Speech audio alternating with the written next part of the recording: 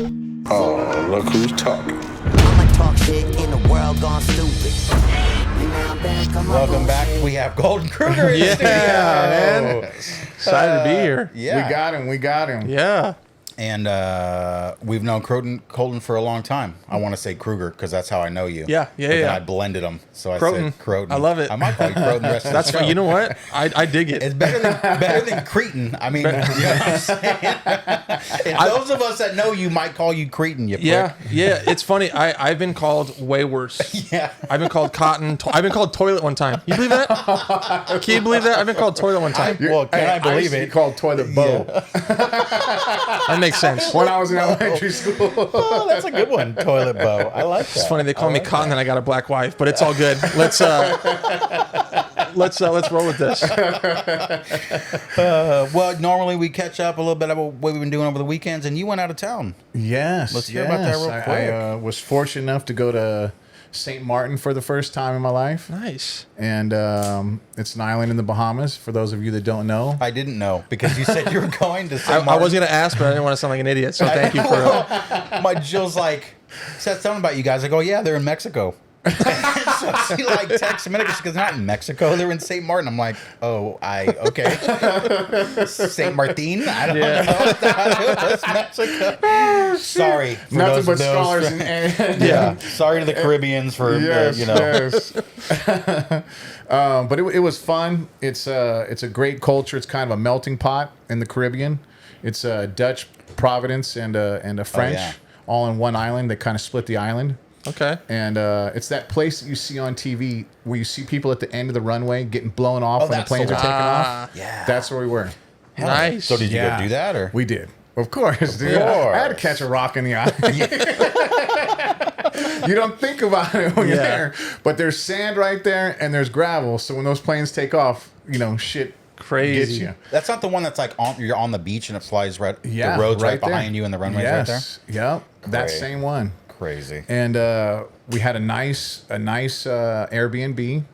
It was modern, multi-storied, white, kind of like a 6-unit condominium complex on the water.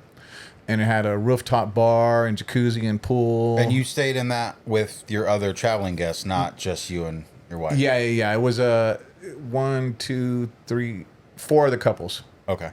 Yeah, 4 of the couples, and Kai was there with his girlfriend. Okay. And their family, and then some family friends of theirs, and it's cool, man. It's you're in the Caribbean, you got the beach everywhere. Yeah. Everybody's on vacation. It's good vibes. I mean, how can you go wrong? Yeah, sounds like fun. Yeah, That's dope. man. It was. That's dope. It was. I highly encourage everybody to go. We stayed on the Dutch side, but I want to try the French side next time. It's split. Yeah, it's split literally right down the middle of it. And but the other side supposedly it's the French Riviera of cuisine as far as all the islands are concerned. Yeah. And we didn't experience any of that, but in the future maybe we'll go back and check out that side. Was it you that told me that French cuisine is like the traditional what we have as American food, like hamburgers and stuff like that is French? No, not necessarily the hamburger. The hamburger was invented, they say, here on the East Coast, and it's a couple people that claim to be the inventors of the hamburger. But so example, like steaks, the way that we enjoy steaks, mashed potatoes, the way you enjoy your vegetables that are normally common things that we grew up as the American staple, they actually are French cuisine. Yeah, crazy. Wow. That's cool. Yeah. It must have been you that told me that. I wouldn't have. I just eat it. I really don't care what it's from. I just eat it. Yeah. Good is good. Remember that is. Good That's is a good. fact. That's a fact. Yeah. I was thinking about you because I was like, oh, if I could text him in time, bring me a mask. Yeah, So I I collect didn't masks. see one there. No, I that's a mean, bummer. they didn't really. There wasn't like a lot of. I don't know if there's an indigenous population. Yeah, right. To it, but there was a lot of people from Puerto Rico that lived there. Some folks from Jamaica lived there. A lot of Europeans lived there. Americans lived there. It's really just like LA. Okay. There's a big melting pot of everybody. It's touristy though, huh? Yeah, It's really very busy. touristy. Everybody Yeah. survives off the tourism. Yeah. Is it close to Tahiti? Is it kind of near that area? No, way far. Okay, because I know Tahiti is French Polynesian, so there's a lot of French people over there Yeah, too. that's so. more on the like going past Hawaii over towards Yeah, that yeah. side. Asian This is side. all down below Florida. Okay. So Fiji would be like Yeah, near, yeah, yeah. not Yeah, near yeah. Japan, but Indonesia. Okay, and yeah. over there. Now I Yeah. just sound like an Other idiot. side. Yeah. Now I know why you didn't ask where it was at. Seriously. No, because my family did a Tahiti trip. I couldn't go because of work or something, but they said it's everyone's like speaking French over there. Yeah. But everything closed at like 4 p.m. Yeah. Really? Is it like that out there? No. Okay. Everything was bumping until Sweet. midnight or whatever. People They have, gotta- they have a casino in every little pocket where they have like little cities. There's a casino everywhere. Yikes. And Dangerous. then we stayed. I think we stayed out till like 11, and it was still kind of bumping. You know, the restaurants were going, the casinos were going, people were partying. But it was a good time. Highly Good. encourage people to go. Yeah. Okay. Yeah. Good. Nice. Stopped in Florida first. My buddy bought a house out there. Stayed with him a couple days. Oh, you did tell me that. I can't even remember the name of the sandwich shop. Matter of fact, I have a picture of it, and I'm going to say it because it is so freaking impressive, bro. Impressive. Impressive. That's not the word I thought he was going to say. No. I think No, it's like, no, you know, it's fucking fantastic. Well, or, yeah, you know, but not I'm going to impressive. tell you why. Because it's an Italian-based sandwich shop, and you know, pork is we have a lot of staple foods that we do here pork-wise. You know, we have like Hawaiian style pork that we eat here. We have Mexican style pork that we eat here, but we don't have a We lot have of French style pork that we eat here. Call it our own. That's right. But the Italian version of pork, porchetta, bro, this place had the best porchetta sandwich. They make their own focaccia bread.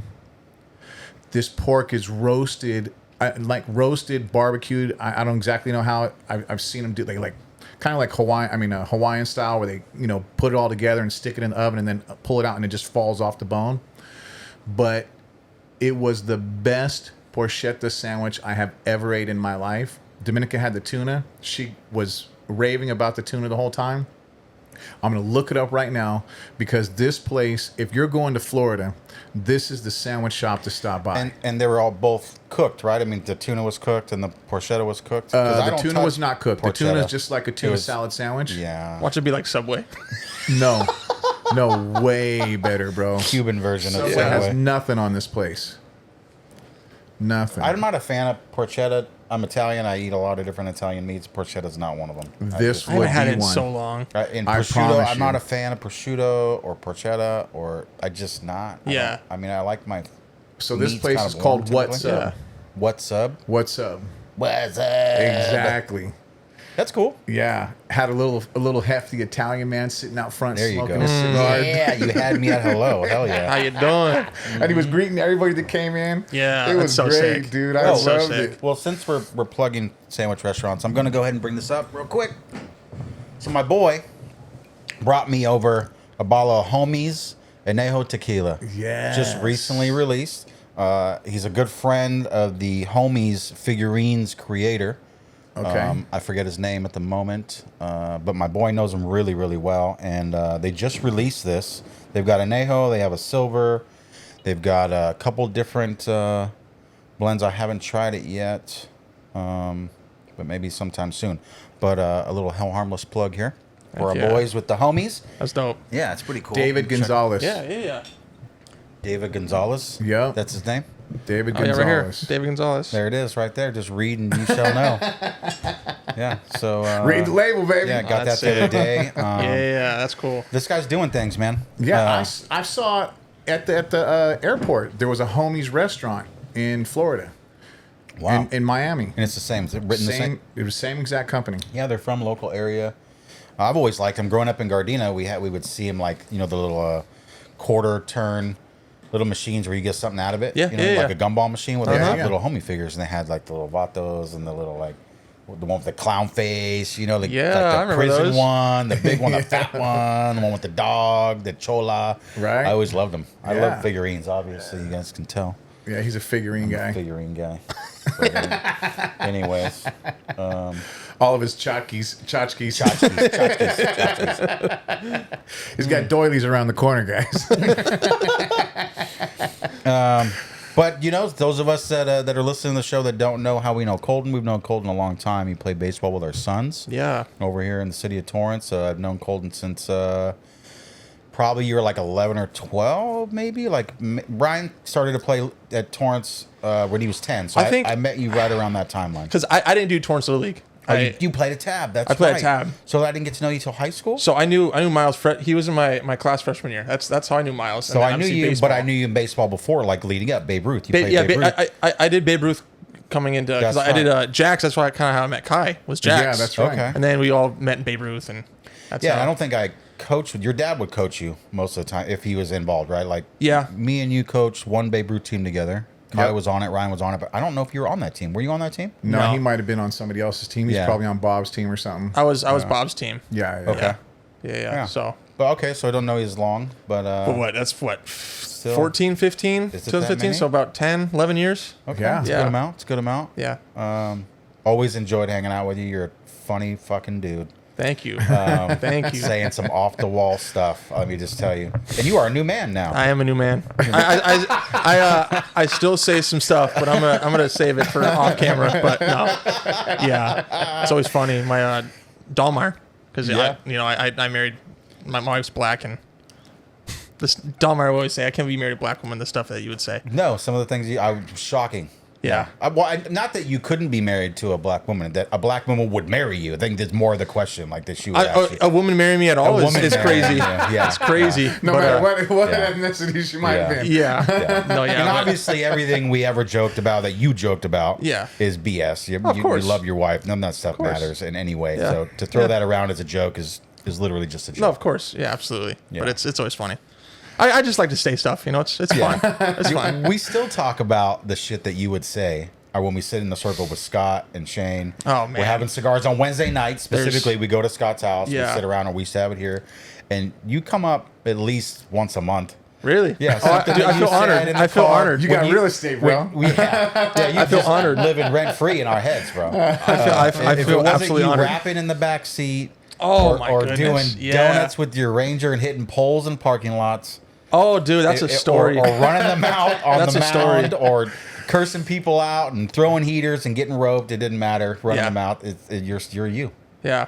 Yeah, on the bump, man. I never knew him as when these guys started telling me all this about you. I was like, you must have never opened up around me. I mean, I we never got the opportunity, probably. Yeah, I mean, like I was raised to be respectful, obviously, and absolutely. But when I brought locker room talk outside of locker room most of the time, and so when I was around people who I was really comfortable with, I didn't care anymore. It happened. And it's not like I try to disrespect anyone, but I just love just to funny. talk and if it was funny, I said it. If funny, I said it. Yeah, exactly. Funny. Yeah, and if you don't know, this guy freestyle is on fire. I think he's out of practice. I'm not gonna ask. I haven't freestyled in probably like 5 years. Yeah, but he can full throws down. No joke. This channel would be canceled if I freestyle now. I would have to filter myself if I freestyle now. But man, when you brought the story of the parking lot when I hit a pole, I was with Miles. And Shane. Was it Shane too? It's Shane, yeah. I think See, so. Here's the thing. I was not doing donuts. They look like donuts. A car, no. A car was doing donuts next to me, and I tried to back up. It was some random kid, and we were at Wilson Park. I backed up because the car was about to hit me. Hit the stop sign, and we drove off. Went to your house. I remember this vividly. Yeah. Someone stole your tailgate. Go ahead. I would love to hear your version of the story. I thought it was funny. You were absolutely pissed, but I had to go behind my car and I was laughing because you started blaming us. Like, dude, where the hell's my tailgate? Yeah. And I was like, dude, you're so funny. And he didn't say that, dude. And I was like, Miles, dude, he's just messed with us. Like, obviously he fixed it. And you're like, no, dude, someone stole my tailgate. And then like when I realized you were pissed, dude, my butthole went so tight. But man, my truck had come out because you guys rolled up. Yeah. And the guys were just out there kicking us. I came out to say hello, and my tailgate on my Super Duty's gone. And it's like 9:30, right? Yeah. And I go, so this all happens right. all in this time frame. It didn't like get stolen the day before. No, I came home, went inside, and Ryan was gone. And when they came back, I went out to say what's up, and the tailgate was gone. And I'm like, and okay, so I mean, like, what great timing, I'm looking at bro. this fool and Shane, and I'm like, all right, fuckers, like, where is it? Because he's got a truck. I'm like looking in the back of his truck. I'm like, what'd you do with it? They're like, what do you mean? What? And I'm like, yeah, like for real. I was just out here like 45 minutes ago. Where the fuck's my tailgate? They're like, we didn't take it. I'm like, you're fucking lying. Where's it at? Yeah. Is that what forced you to go get cameras right after that? Yeah, right. Seriously. Yeah. That's too smart for me to take a tailgate off. I wasn't so. even like mad that if you had or made the joke, but I was just like, all right, fuckers, like give it back. It was so random. Put it on. So random. Yeah, it was crazy. Yeah, but it's funny that he's saying that he backed up and hit a stop sign. You know, I don't think your dad's listening to this, so it's okay if you tell the truth. No, I promise you, we were probably doing some dumb stuff, but like we were like just parked. We were about to go home, and this guy like hit the corner. It was kind of behind the basketball courts at Wilson, Yeah. before, like those tennis courts, the little parking lot. And we're sitting there, and this guy's doing donuts and almost hits me, and I back up straight into a stop sign, and we just left it there. Boned out. Boned out. I was like, whatever. Did the stop sign fall? No, you know, it wasn't a stop sign. It was a handicap sign, which makes it worse. It does kind of make. But it yeah, worse. it was a handicap sign. We just left it there because I I'm mean, surprised like you guys it's didn't pick it up and throw it in the back of the truck. no, seriously, should've. seriously, man. Bring it to the baseball field. Yeah. Seriously. Yeah. Put it out in front of your house. You Yeah. can park there all day. Yeah. No fines over Good here. times. Good Yeah. times. Good times. Oh, I love it. But Colton, why don't you tell us a little bit about what you're doing these days? I mean, you have a podcast. Have you a podcast. Some that have been out. Like, tell us all about. Yeah. that. So, me and my brother have I'll talk about me and my wife first. Obviously, I have a beautiful wife and a baby boy named Jesse, named after Jesse S. Porter. Congratulations, So, thank by you. the Oh, way. that's right. I think Shane had told me that. Yeah, named after rest in peace, Jesse. Yeah, named dude. after J Dog, and so he's turning 5 months this month, which is incredible. He's saying dad and mama. He's babbling it, but he's saying it, which is incredible. But yeah, living life as a father, which has definitely changed how I see things and how I view the world, and Yeah. it's been great. And I'm a videographer for depositions. That's my job. So I go out to. I literally came from work from Burbank. Had a job today, but I filmed that and mic people up for civil cases and depositions and just the most boring stuff. Like Dude, that's a great job. it is, but like, is it worth sitting in traffic for 5 hours on the way home? And I mean, well, there isn't much out there that, No, of course. that we don't have to travel to, that we got to Of sit course. in traffic. So it's like it's hard to weigh in on like how much traffic is worth to your dollar. oh yeah, but absolutely. in a day and an age like this, where it's something that Yeah. could take you your career, you could do something forever. Yeah, doing this. yeah, Like, exactly. I think it's good. Yeah, so I'm doing that, and then, I'm going to Bible college, and I'm doing the youth ministry at our church, and just living life. But fatherhood and being a husband is just number one right now. So Nice. other than that, life's good. And is your I know the two of you and your wife worked at the restaurant together. She's still in the restaurant industry? No, so she was working at a clothing, like a high fashion denim store called Page. It's in Manhattan Beach. Oh, okay. And Freddie Freeman is actually sponsored by this place. It's like really high end, like And what's it called again? Paige. Hey, And it's how do like you- how do it's you like spell it? Paige, like the name Paige. Okay. And so these are some jeans from there, but jeans over there are like $300, like just high end. I don't know how much these are. She got them for at free. you, dude. She got I them for free. Yeah, dude. I started talking with a little zest. But yeah, so she was working there, and then she had to leave recently because being a mom, and I don't want her working long hours because I'm out of the house 15 hours a day, you know? Oh, and yeah. so she just left, so she's trying to look for a new job, but she was working there after the restaurant. I left the restaurant a year ago. I hated it. It was just terrible. Toxic It place. seems like that whole place is turned over. I mean, restaurants do that all the time. Yeah. But I don't see anybody in there that really. I think maybe one of the bartenders is still there or something. That's funny because I went back a couple days ago and everyone's still there that I worked with. No one ever leaves that place.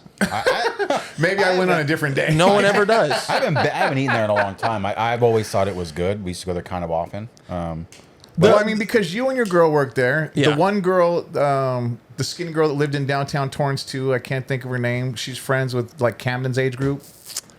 Yeah, She was a waitress. She might have left Okay. right after I left. But Okay, so that's three of you that are out of there. So that I know for sure. well, I know. I mean, I didn't go in the daytime. The daytime, I work daytimes mostly. Okay. And so that might have changed. I don't know about daytime, but Got you.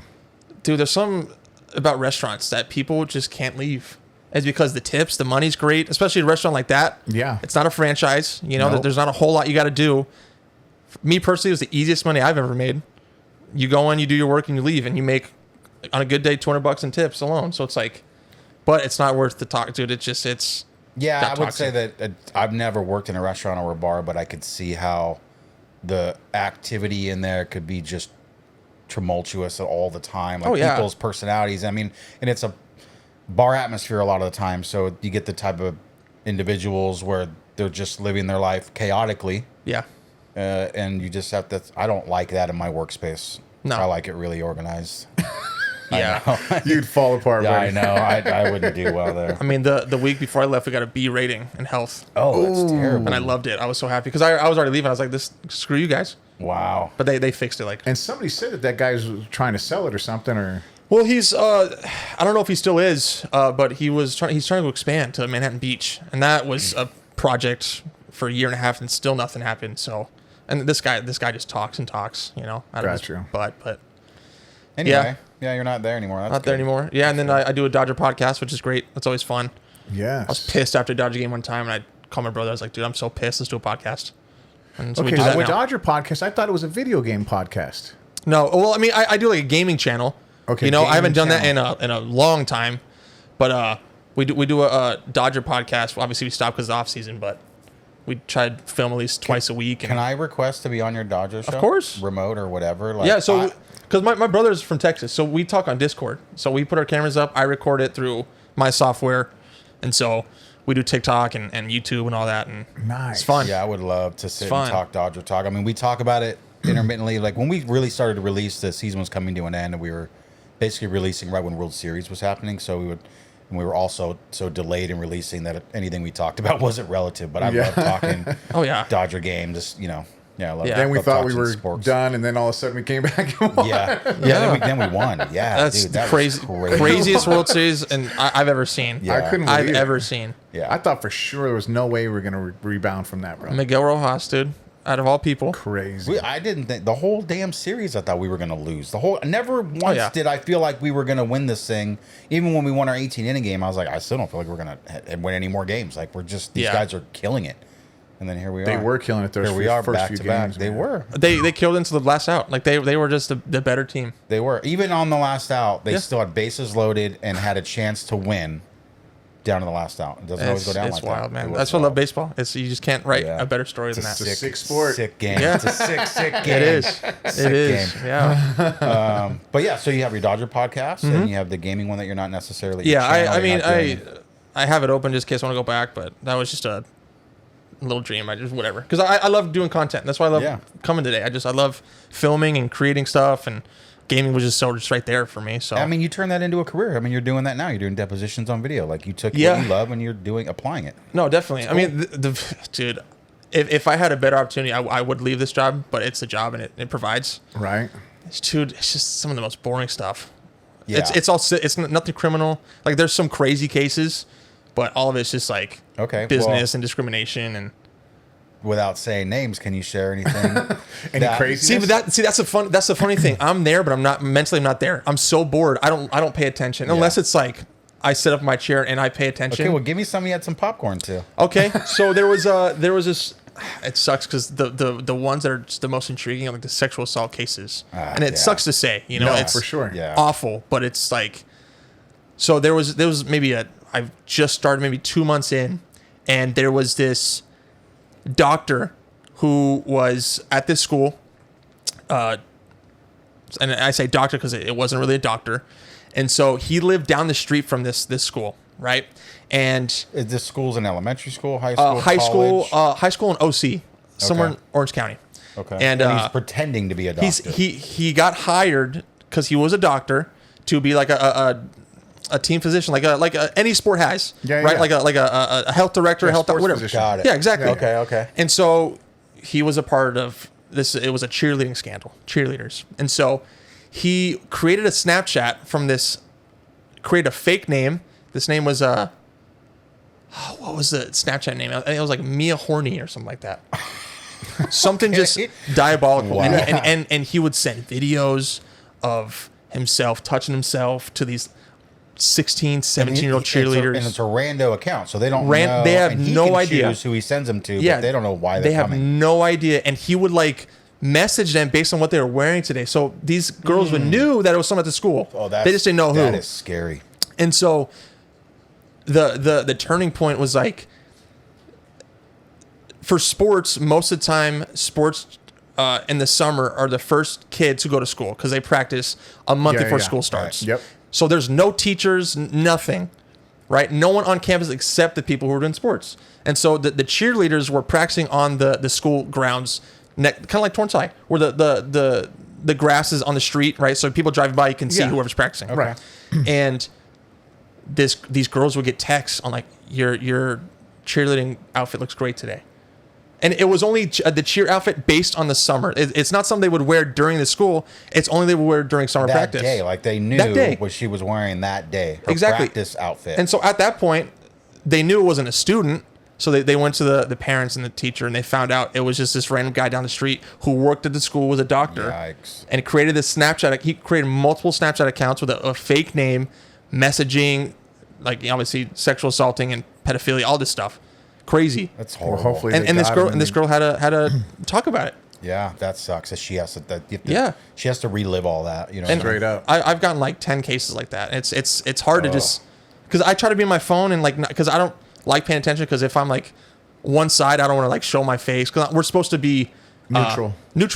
Yeah. Me and the court reporter, No reaction. no to what she's reaction. saying. So that's why I'm on my phone the whole Yeah. time. It'll affect the deposition. If she's getting something from you, it's going to Exactly. affect what she says. So that's why I don't pay attention, because like if I don't pay attention, then I'm not going to really choose a side. Right. But when it's sexual assault and I'm on my phone, they're talking about this like vulgar stuff, I don't want to be disrespectful. Like, I don't care. Right. It's just, dude, this world is crazy. And you have It to is be in the crazy, room. bro. You have to be in the room, have to be in and the you room. have to just record. And luckily, I don't see any evidence or anything like that, or like pictures. Like, there's been pictures passed around and stuff like that, but I don't see that stuff. It's awful. Yeah.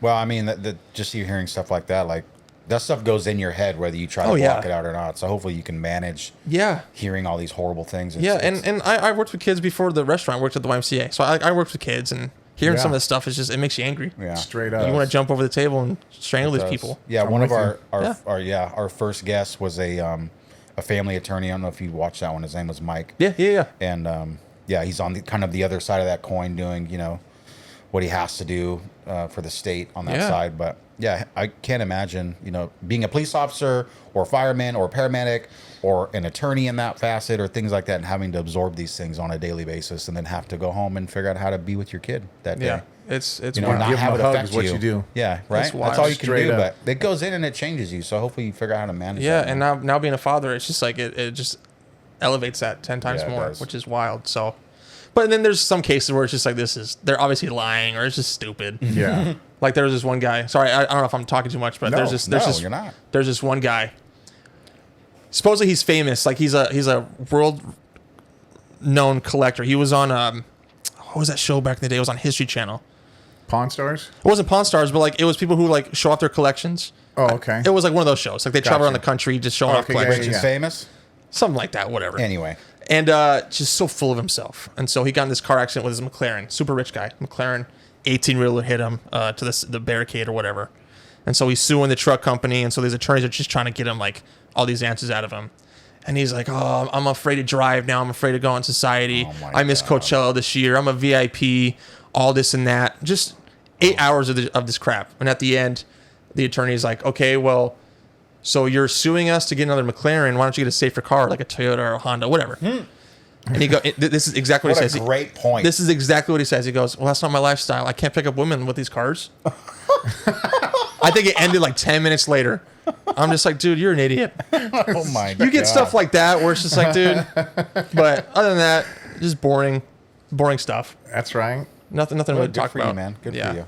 Happy for you. Thank you. Yes. Yes. Thank you. Good. Yeah. Good. And your parents moved out of state. I hope They they're did. really happy and doing good They over are. there. They are. My friends, I think on Facebook, I don't see as much. Yeah. But I'm glad they're happy and doing good over there. Yeah, they're doing good. I know now having a grandchild, they want to come back. So we'll see how that goes. But Yeah, they thinking about coming back. Well, your brother's over there. yeah, they said if he has a child, because my brother wants to move back. He never really wanted to move, but he wants to come back. And if he has a child, and they move here, my parents are coming back. Like, there's just no way. Didn't he get married too? He did.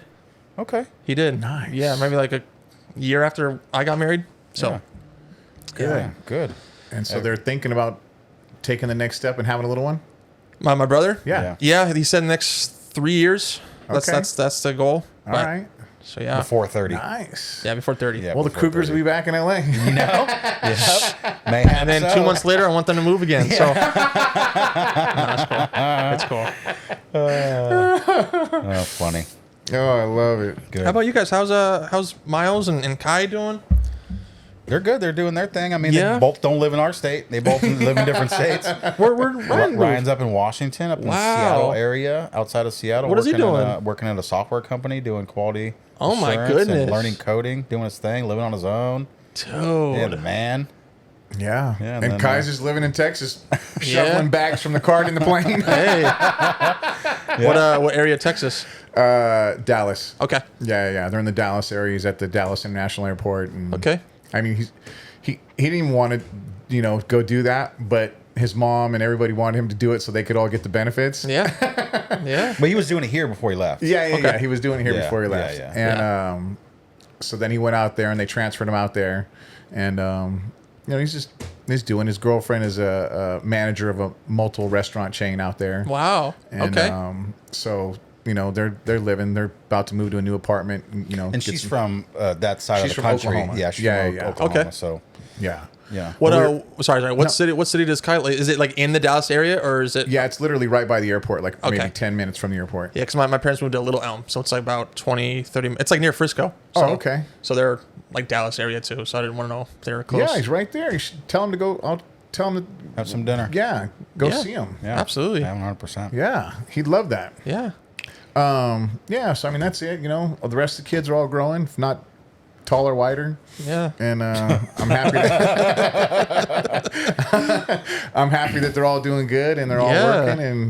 working and nothing to complain about. I love it. Yeah, Sweet. it's good. A little bit more about you first. Yeah. I know that I follow you on Instagram, and you've been doing a lot of Christian-based postings, right? And you said a minute ago that you're in Bible college. You want to? Yeah. What's that? Josh, we weren't going to talk about religion. No, we are. We're good. yeah. No, we're good. I want to know about Colton. Yeah. Not necessarily religion, but because like we were talking about before we started recording, that I was unaware that how devout you were. I knew that your parents, their life is Jesus is part of their life.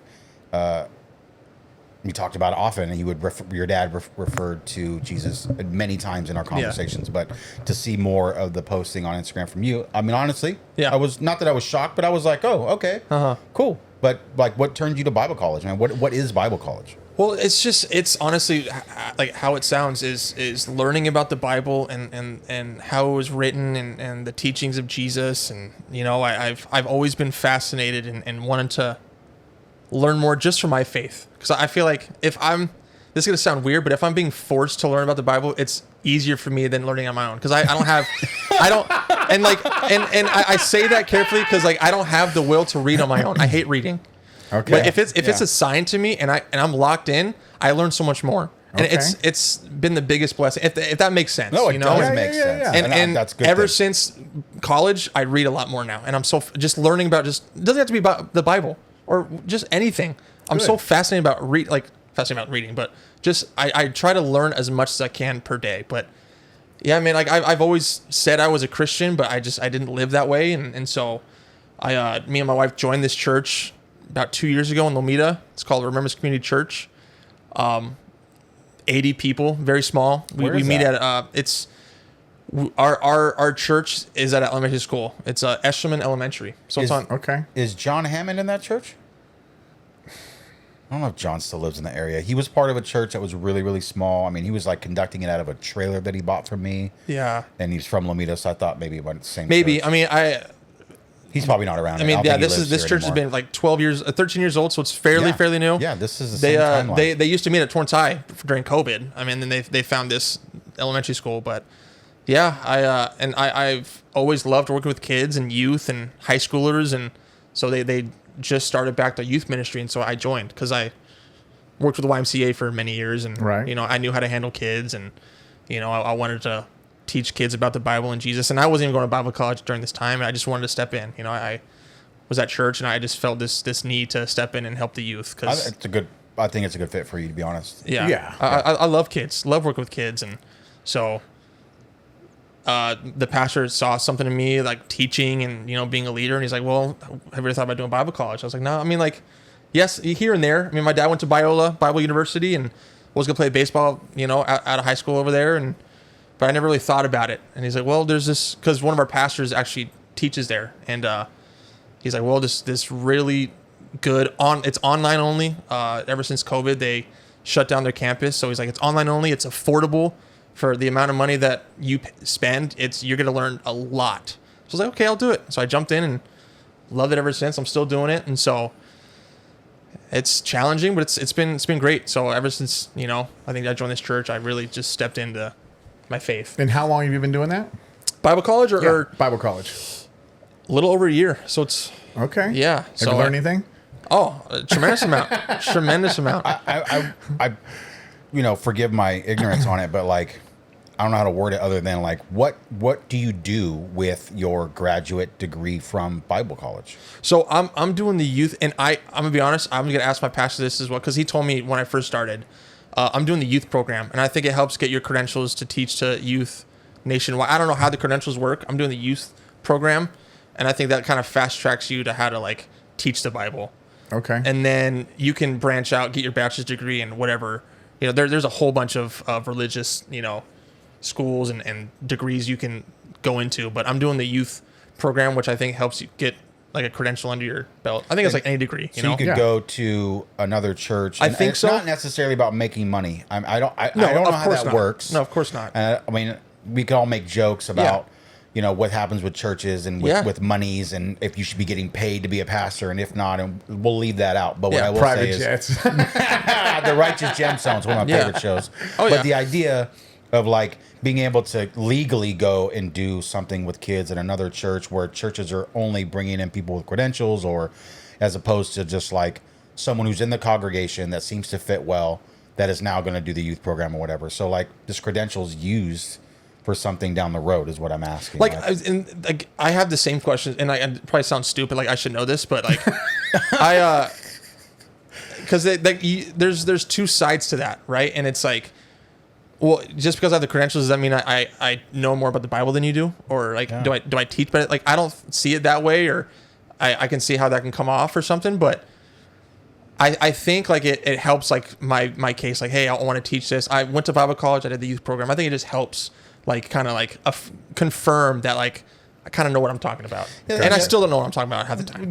I'm still learning. But you also said that you wanted to do this for yourself, for your own faith. It's not necessarily like you want to go chase some kind of career, if that was the idea of it. But it's not like you needed to know what the credentials were for. This is something that you wanted to do. Of course, yeah. And it's like I want to be in a class. I know it's online, but I want to be in a classroom setting where a teacher gives me assignments to read about the Bible, just so I know what I mean, I can go on YouTube and do my own research, and that's great. If you do that, that's awesome. But for me, I just wanted something more strict and something more straightforward and kind of like a plan base, you know? And you needed someone to force you onto YouTube. Otherwise, you weren't going to do it. Seriously. Yeah.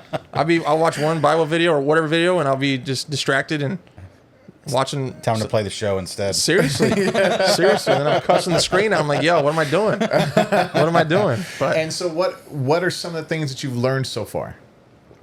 Oh man, how much time we got? No, it's I think just the way the Bible was written and how old it is, and really, how old is it? It's about 3,000 to 4,000 years old, maybe even and more than that. It is an old book. So different versions of the Bible that we have today are at least that old, because there's been different reiterations. Yeah, like time. the original texts are we don't have the manuscripts, which is the original text of the Bible. We don't have that. That's gone. But we have copies of the manuscripts, and that's kind of what's based on. And there's a whole study on like, well, there's so many translations. There's different, like, does that really make the Bible credible? I get that. If you put all the translations together, 99.9% it's accurate between each translation, and that's incredibly hard to do. And so it's like the story behind why the Bible was written, right? Who was it written for? Who was it written to? And it really like explains why Jesus, because Jesus was a historical person, right? He was a person who died on a cross. That's not something that's debated, right? Because that's written down thousands of documents. I think the debate is, was he God, right? That's not written in thousands of documents. It's written. It's written by by I can't pronounce his name. He was a historian. There's a few accounts where they have written about it, but and correct me if I'm wrong. Yeah. But because I watch a lot of I don't go to I don't go to Bible college, but I pay attention to a lot of different theologists who are on shows who talk about this, whether it's the History Channel or what it's been throughout my years of watching things when I used to have to watch on National Geographic or History Channel, but now so many things have been converted over to YouTube that you can find just about any episode of any show it's been on. And not facetious, I can't think of the guy's name, but anyway, there was a historian that writes about, and even that version of him writing about it has been debated about whether he wrote that or somebody else implemented that in his writings. And Josephus. Yeah. Oh, yeah. Okay. Yeah. And but to my understanding from watching all the things that I've obtained from the theologians that are talking about it, that they do believe that Jesus was an actual person, and they do believe that he was a revolutionary as far as his thinking in regards to religion and how your personal relationship could be with God versus having to go through the system of the priest and the tabernacle and everything else to obtain a relationship with God. But I feel like that still fits what you said, though. I mean, the fact that you said that he was real and that the question is, was he God? Right? Yeah, I mean, that's the big question. The big question. Not for you, but that's the big question. And I love this, and everyone has their opinion. I love it. Like I love conversations like this, no matter what topic it is. I would like to say this, though. There are 10,000 plus manuscripts about Jesus, right?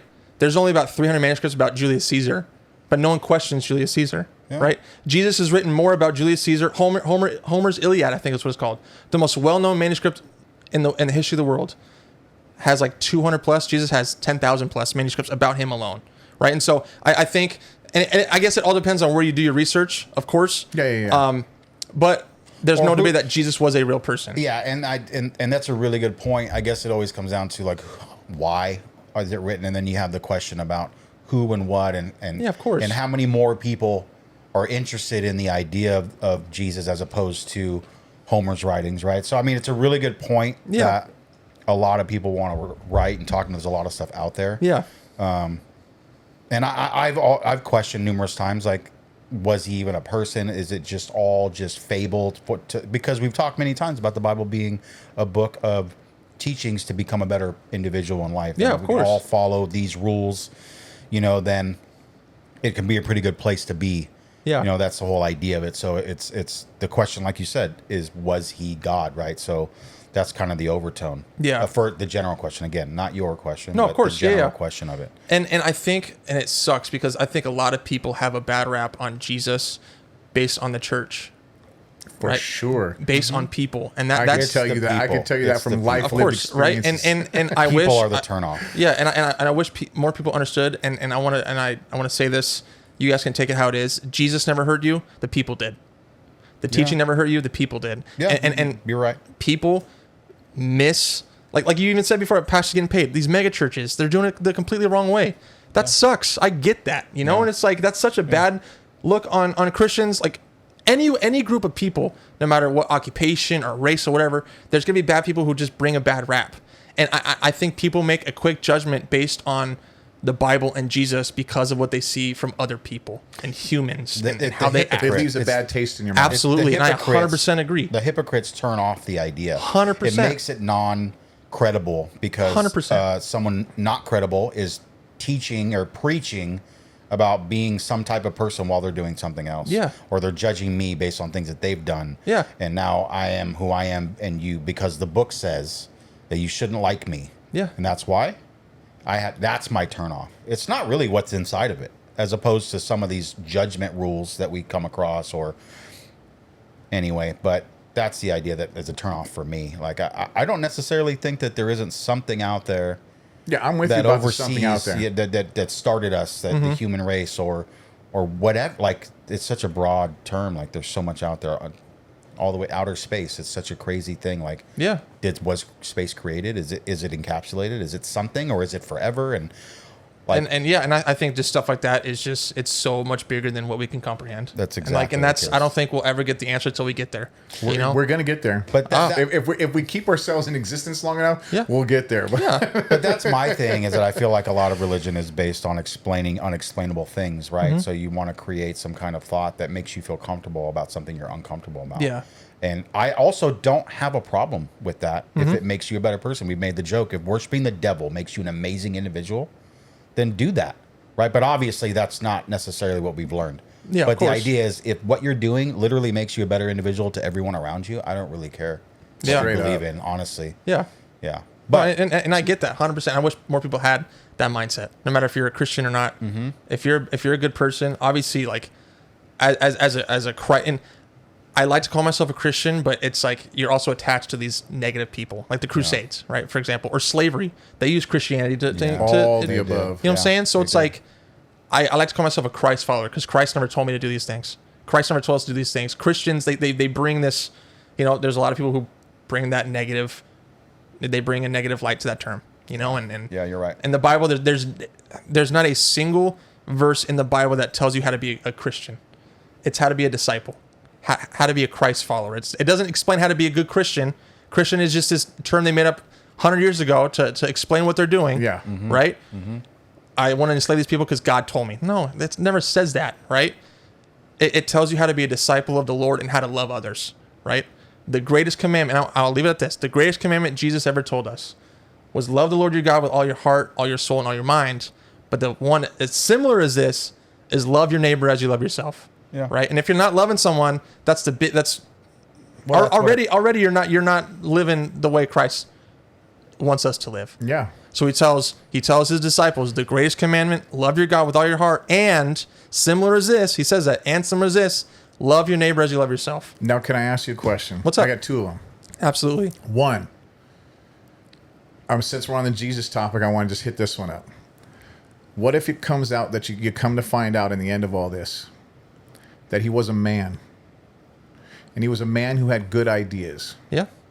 and he was a man who believed that every individual was a son of God, and he was a man who believed that all of you, as people who worship a deity, have the ability to have a one-on-one relationship with your creator, or whatever you want to call it, your something that you follow. And how do you, okay, so one, if you find out that that's the truth, and all the mysticism and everything that goes along with it isn't necessarily based in reality, even in his reality, are you still in it to the extent that you would be at this moment? I mean, that's such a tough question because I'll be honest, I've never thought about it that way. And that's the thing, like that's where the faith comes in, right? It's like there's evidence, and like I'm not the best person to talk about the evidence of Christ in the Bible And miracles. exactly, right? And I believe that the biggest miracle of all, other than the resurrection, the Bible starts off with the greatest miracle, right? If the world is created, that's a miracle in itself. If you don't believe that Christ is resurrected, well, the first miracle in the Bible is the creation. You're already having a tough time believing, right? And so it's tough because I have faith that Christ is real, and I've never thought about it because I'm so certain. In my mind, I'm not here to transform you. No. Absolutely not. I know you're not here to transform Yeah. me 1,000%. That's a good question, because And it talked is. numerous It is. times about the reason some of these studies, and I think get stifled around the world, digs and things, and finding history, and some of these governments stifle them because they're religious-based governments. And the more we find out about some of these older societies and we start to be able to understand them, it could dysregulate the idea of their religion. And so what he's asking you basically is that same thing. Like, what if you find out, unfortunately, I'm going to shit on Mormons a little bit. It's such a new religion that it's a lot of guessing games about how it started and why it started and the truth behind it. And if you start realizing or finding out, if you found out that the miracle portions of this were not true, would you still be as heavy a follower? And I understand the the trouble in answering that question because it's literally questioning your faith right here, right now. But that's not really. I don't think that's true. I don't questioning. No, I don't think you're. I think the question does question your faith, though. But that's not what I think he's asking you. I think he's asking you. Are you saying like how would I feel if Christ just goes, you know what, like all this stuff is just a way to say it again because I understand your question, but I just want to hear it one more time. Yes. So I live in the world that we all live in. Yeah. And my mind is always open to new scientific discoveries or even things that aren't scientifically understood at this time, but understanding that there are laws of physics that govern all of us. Yeah. Period. And when you start telling me that some figure from the past had the ability to defy all laws of physics, that's an impossible task. Now, is there a science that is undiscovered at this point, which could have allowed somebody to maybe tap into this realm? I'm not going to say that that's not a possibility, but you're going to tell me it was just one person out of all the time on our history of this planet? That's very...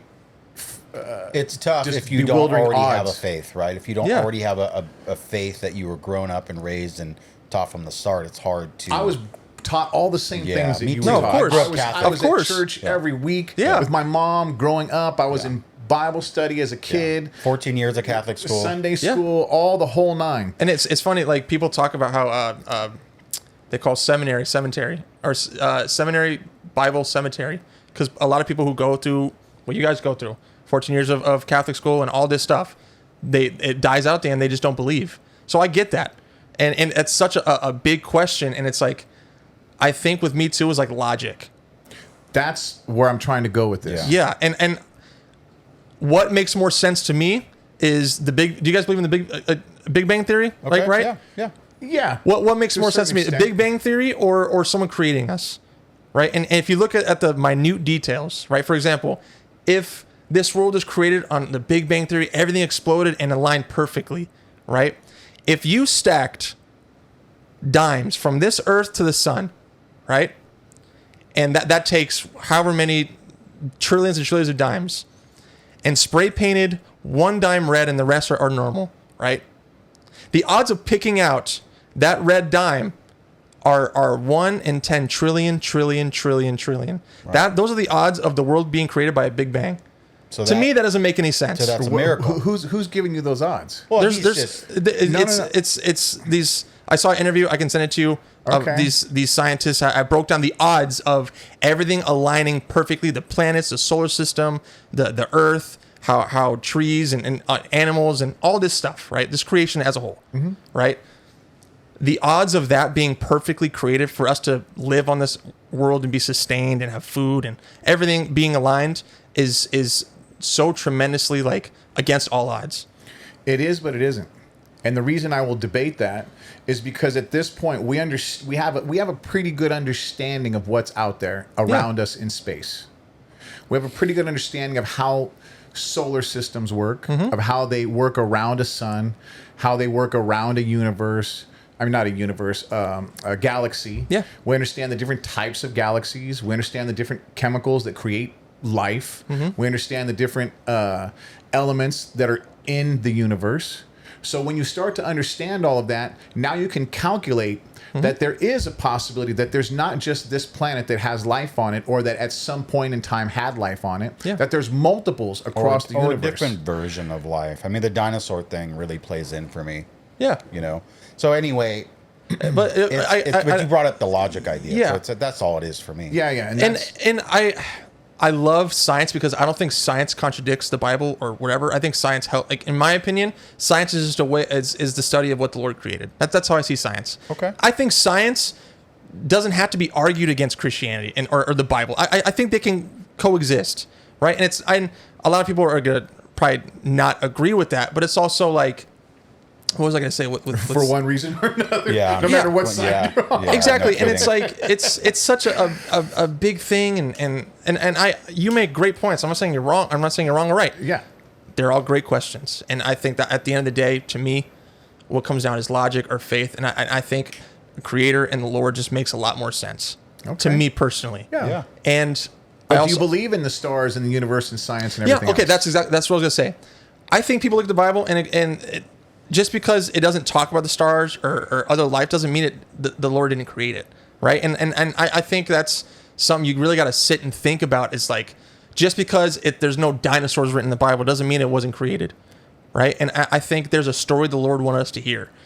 Does he want to spend more time talking about Jesus or more time talking about the dinosaurs or how the stars are created or whatever?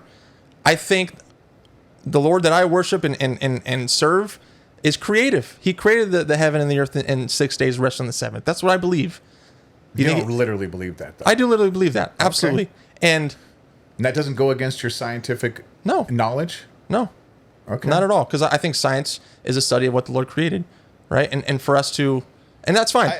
I just want to know where you got. I'm just curious how you got to that. How I got to how science. Well, Yes. I think what he's saying is that, because I want to understand it, right, Yeah. is that God created all science. Okay. What? I'm down with the concept. What I is don't have any science? issues- I don't have any issues with there being this all magnificent being that has the ability that, okay, so as an example, we have this universe. Now scientists also believe that there are multiple multiverses, and how those multiverses work are debated amongst some of them. And I don't have a problem with some being able to create multiple universes, multiple galaxies, multiple solar systems, life forms, multiple life Are you forms, on all board? of the things You're that good go with on. that? Yeah. That there are other life forms. There could be. I mean, like, if the Bible doesn't, like, say absolutely not, you're the only. I mean, like, it's up for, sure. Like, I'm not going to say, that's the Bible doesn't say or so. As No. an example, Okay. Cro-Magnon man, and all of the diverse species of human beings that have been. Do you guys? I'm out of curiosity. Do they teach you about the history of religion in general, or is it just solely based on the Christian faith? So that is a class for me on this course. That's not part of my curriculum. There is a Okay. class based on other religions and learning about that, because I think it's. You should imperative. know that. You should regardless. absolutely know that. If you should want know to that. pick a subject, you better know about the subject. You and should its know history. both sides. Of course, absolutely. I'm a fan of yeah. that. I'm not. I'm knowing like both my. sides. It's not my way or the highway. Of course not. Yeah. And that's not how it should be. For sure. Not how it For should sure. be. No. Yeah, and like. And I think you will evolve as an individual, learning through your process of all the things you're learning as you learn more of those things about, and this is kind of unfair because I don't know how much about the history of other religions you know about and the history of humanity and religions in general. So before Christianity and before Judaism, which is what Christianity has its base from. Yeah. Would you agree with that? Absolutely. Okay. Jesus was a Jew. Absolutely. Okay, hence Old Testament, New Testament, and all the things that go along with it. There was no Bible. There was a people who believed in a particular religion for that people. And a lot of people will say it comes from one person, Abraham, and whoop-de-woo. I'm going to getting into particulars of the religions. But we're talking civilizations that lived prior to the existence of Judaism or the Jewish faith, and that those individuals come from Sumeria and from Babylonia and from the Mesopotamian area. And we look at, just as an example, Christianity. Christianity is something that literally is only 2,000 years old because it didn't exist before Jesus Christ. And then if you go to the religion that's before that, is the books of the Old Testament, which were individual pieces, Scrolls, yeah. Scrolls that were studied, Yeah. and those were belief systems from that particular ethnicity. Yeah. Because that ethnicity went and killed other ethnicities or other villages so that they could obtain their things. And of course, it's written in the Bible: kill every woman, kill every animal, make sure nothing exists. Those concepts make sense in the era that they lived in because it was a ruthless time in human civilization. People need to understand the Bible was not written to us. It's not written to us. It's written for us. If that makes sense. That's But taught. we're talking, yeah, but us is a term that can be debated Yeah. because was it made for the Gentile or was it made for the Jewish individual of that ethnicity and religion? Right. To teach others to And- bring to the faith, or is it a book of faith? Of faith for our people. And then it was adopted by others once they found that it was better than. And my personal synopsis of all of this is that if you understand, and this of course is going to be debated in I'm sure it will be debated in your lessons as you learn about religion. How did we evolve as a species? Okay. We did evolve as a species. There's too much record to brush that aside. There's too much evidence. There's too many fossils that have been dug up. There's too much DNA evidence. And we understand that the whole world comes from a place out of Africa. And that multiple times species and the development of humans left Africa, meaning Cro-Magnon man, all of these Deniscian man, they left that cradle at different time frames. And then the human being that we all are left at a later time frame when our species had developed into what we are today.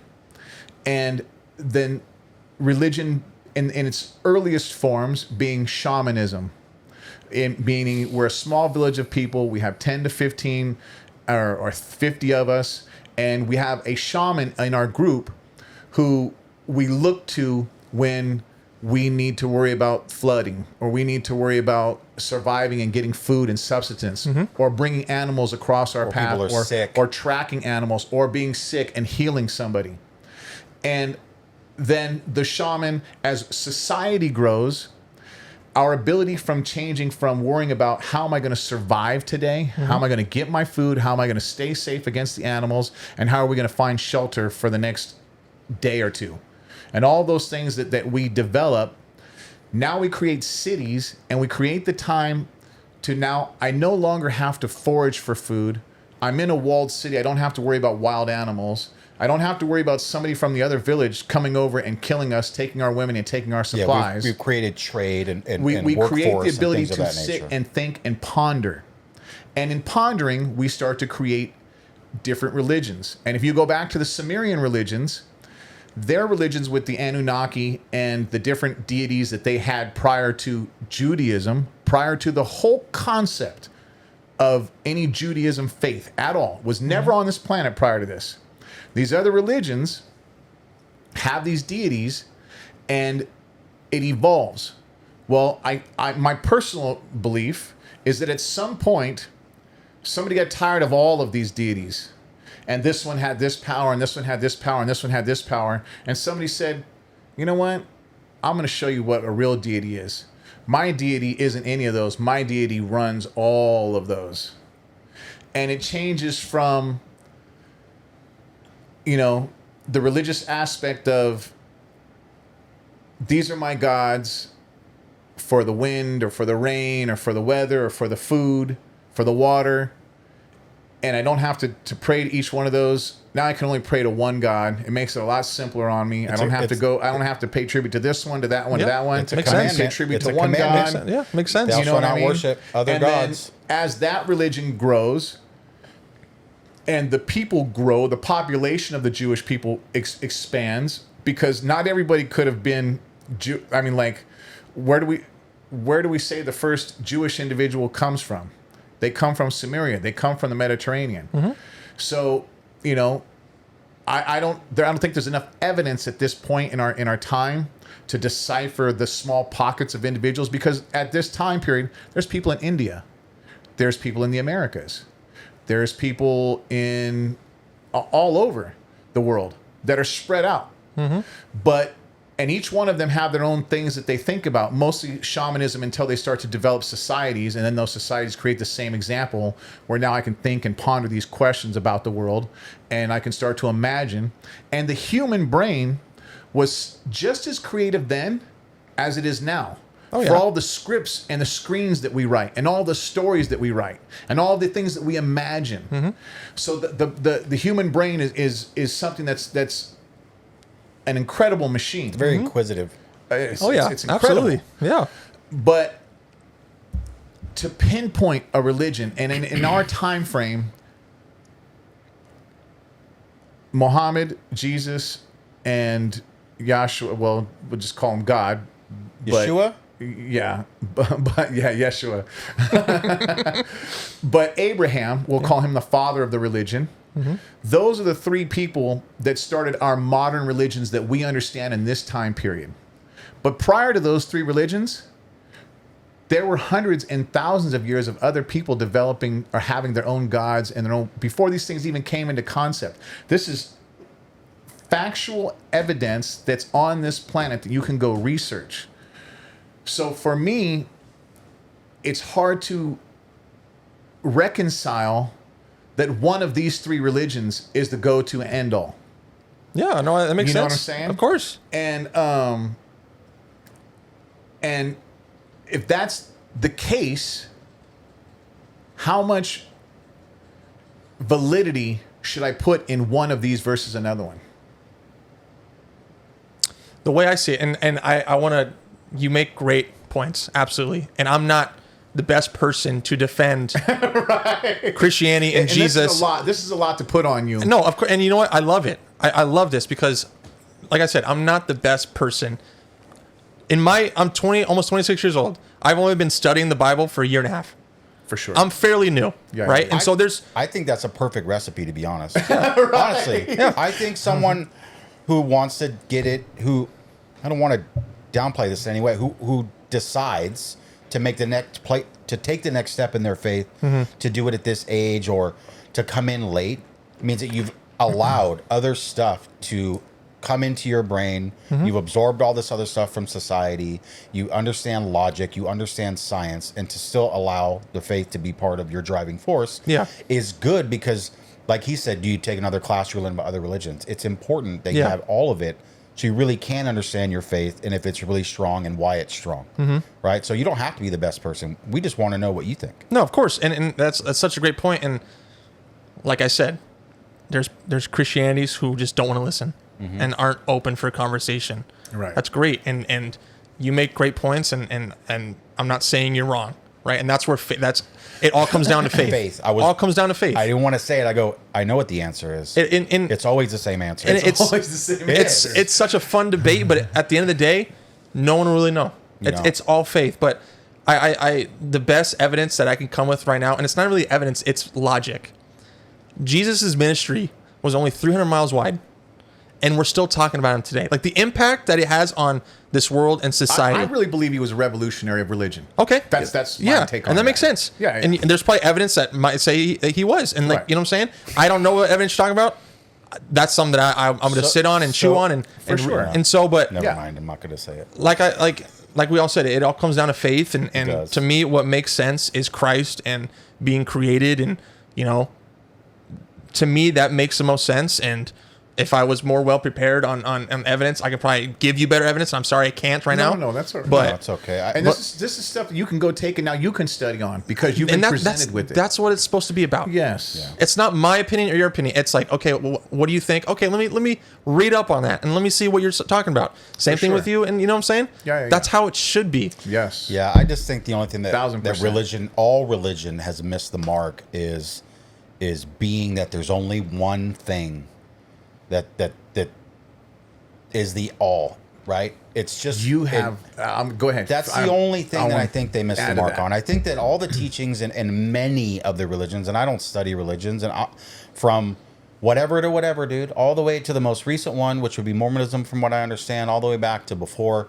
Judaism, everything in between is really about teaching you to be better to each other. Yeah. And if we had taught that as opposed to trying to prove to be better by a miracle thing that is tough for me logically, scientifically in this era to believe that someone walked on water or turned a loaf of bread and fed 10,000 people or turned water into wine or was resurrected after visibly dying in front of people, being put in a tomb behind a rock that can't be moved by one person, etc., etc. It's tough that's being used to make me believe that there's a God. It doesn't have to be God. There can be a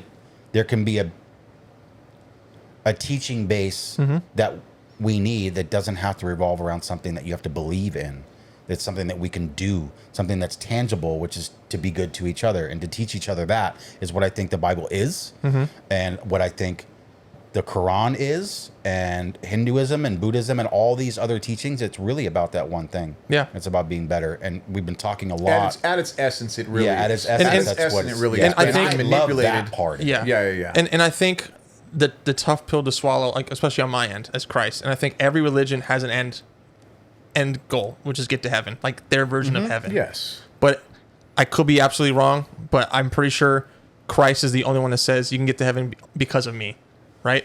And that is a tough thing to say, right? And that's a tough argument to say. But if you take that exact thing that you just said, yeah, and you put it in a context of the three of us here, one of us wants to enlighten the other, and we give them something to chew on, a tidbit of something, and that tidbit could be a phrase that could be taken multiple ways. yeah.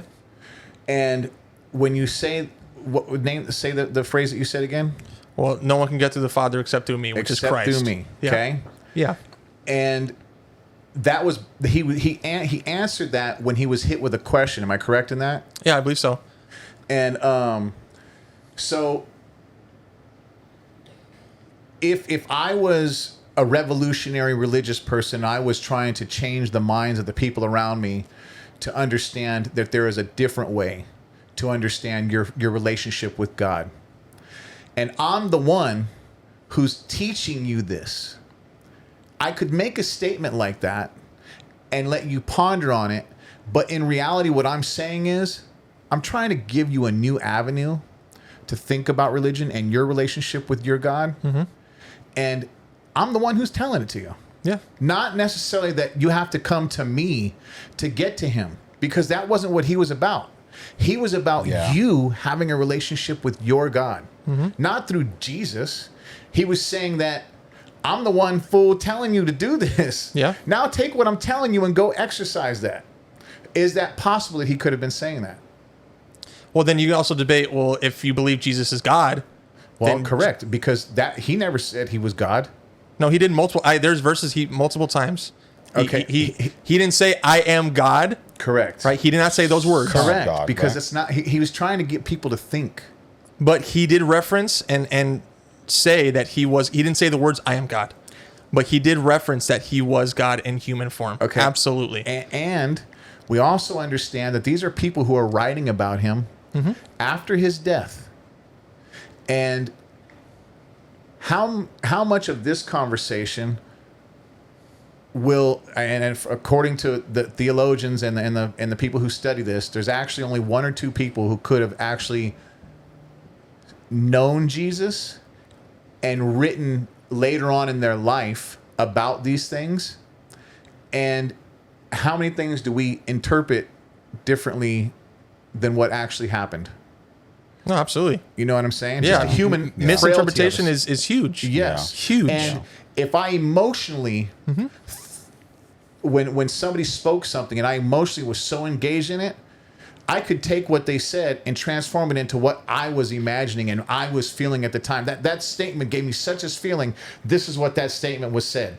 And then the person goes, that's not what I said, fool. Mental health is alive today, and it was alive back then. Yeah. So misinterpretation. Yeah, is real. absolutely. No, absolutely. Yeah. Absolutely. All those things is just things that I think we should think about and if religion is what you're trying to improve yourself upon, or your relationship with a religion,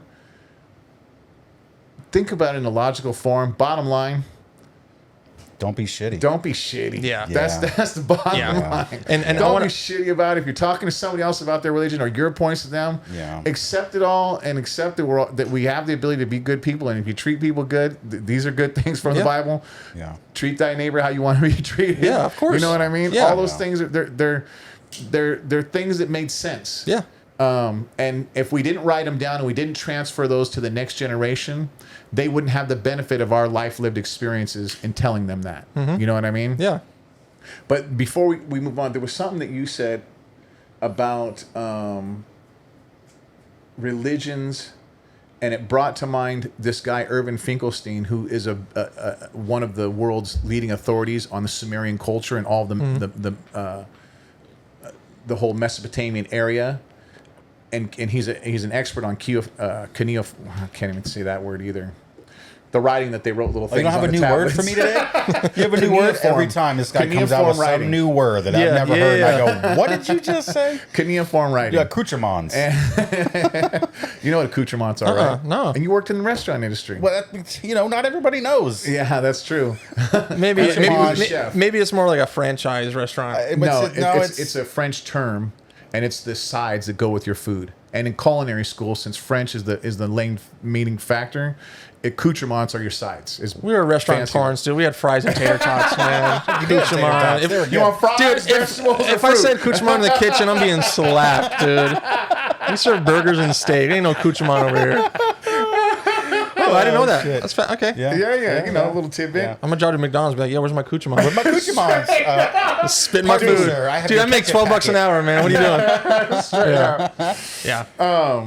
But one of the things that he stated through his studying of the early religions, because he was able to read all of these different religions and all these gods that were along thousands of years before Judaism, and that one of the things that he brings to light is that the one religion is the one thing that started to divide people. Yeah. Because when you had multiple religions, everybody knew that there was multiple gods, and everybody accepted that, and there was never harping on your God being better than my God or this or that.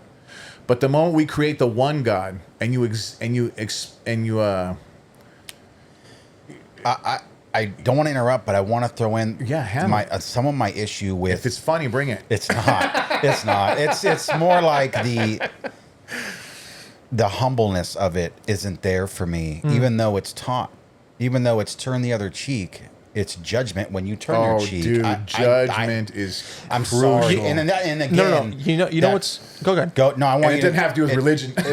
You know what's fascinating to me, and it's tough because I teach youth about the Bible and whatever, if parents ever see this, but what's always tough with me, right? Gay marriage.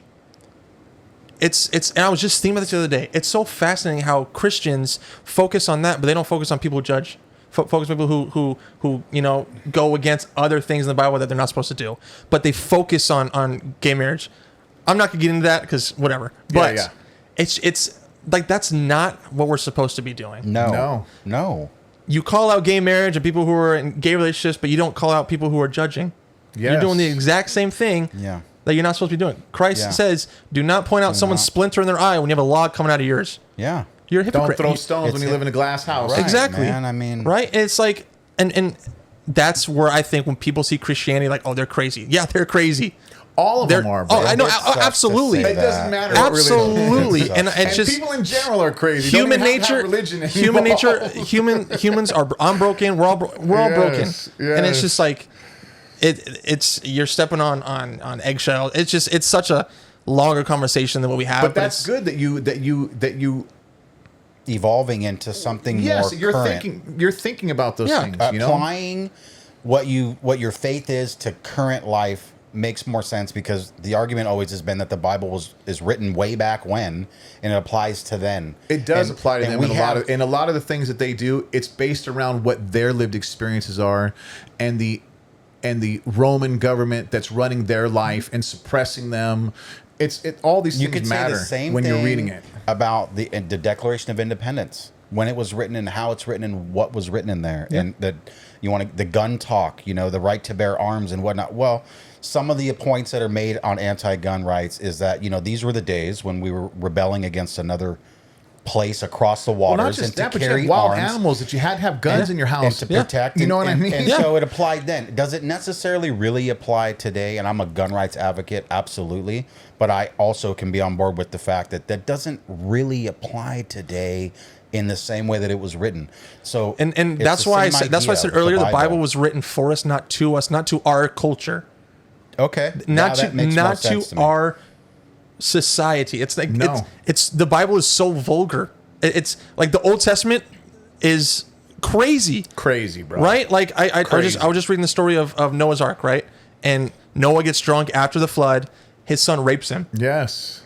It's crazy. I didn't know that. Yes. Yeah. His son rapes him. And then him. there's like talks of genocide, and there's a book called How Not to Read the Bible, and it's how we read it, and like off face value, like, yo, this is crazy. Like, I'm reading a book about genocide. Is that what the Lord's teaching? Is that there's slave, like you being a slave and a servant? Is the Lord really teaching about slavery? That's where slavery came from. People read it and was like, oh, the Lord said we can have slaves. Let's enslave people. Like the old society and whatever religion, society back then, it was just gnarly. It was gnarly. It was, but also remember that when you write something, if you're writing a script or you're writing a how you want to lay out your podcast or whatever it is, and you start to create ways to get your story across that you think will have impact on the listener. Right, and that's why those the people who are writing these things you leave the movie theater also thinking about that. Yeah.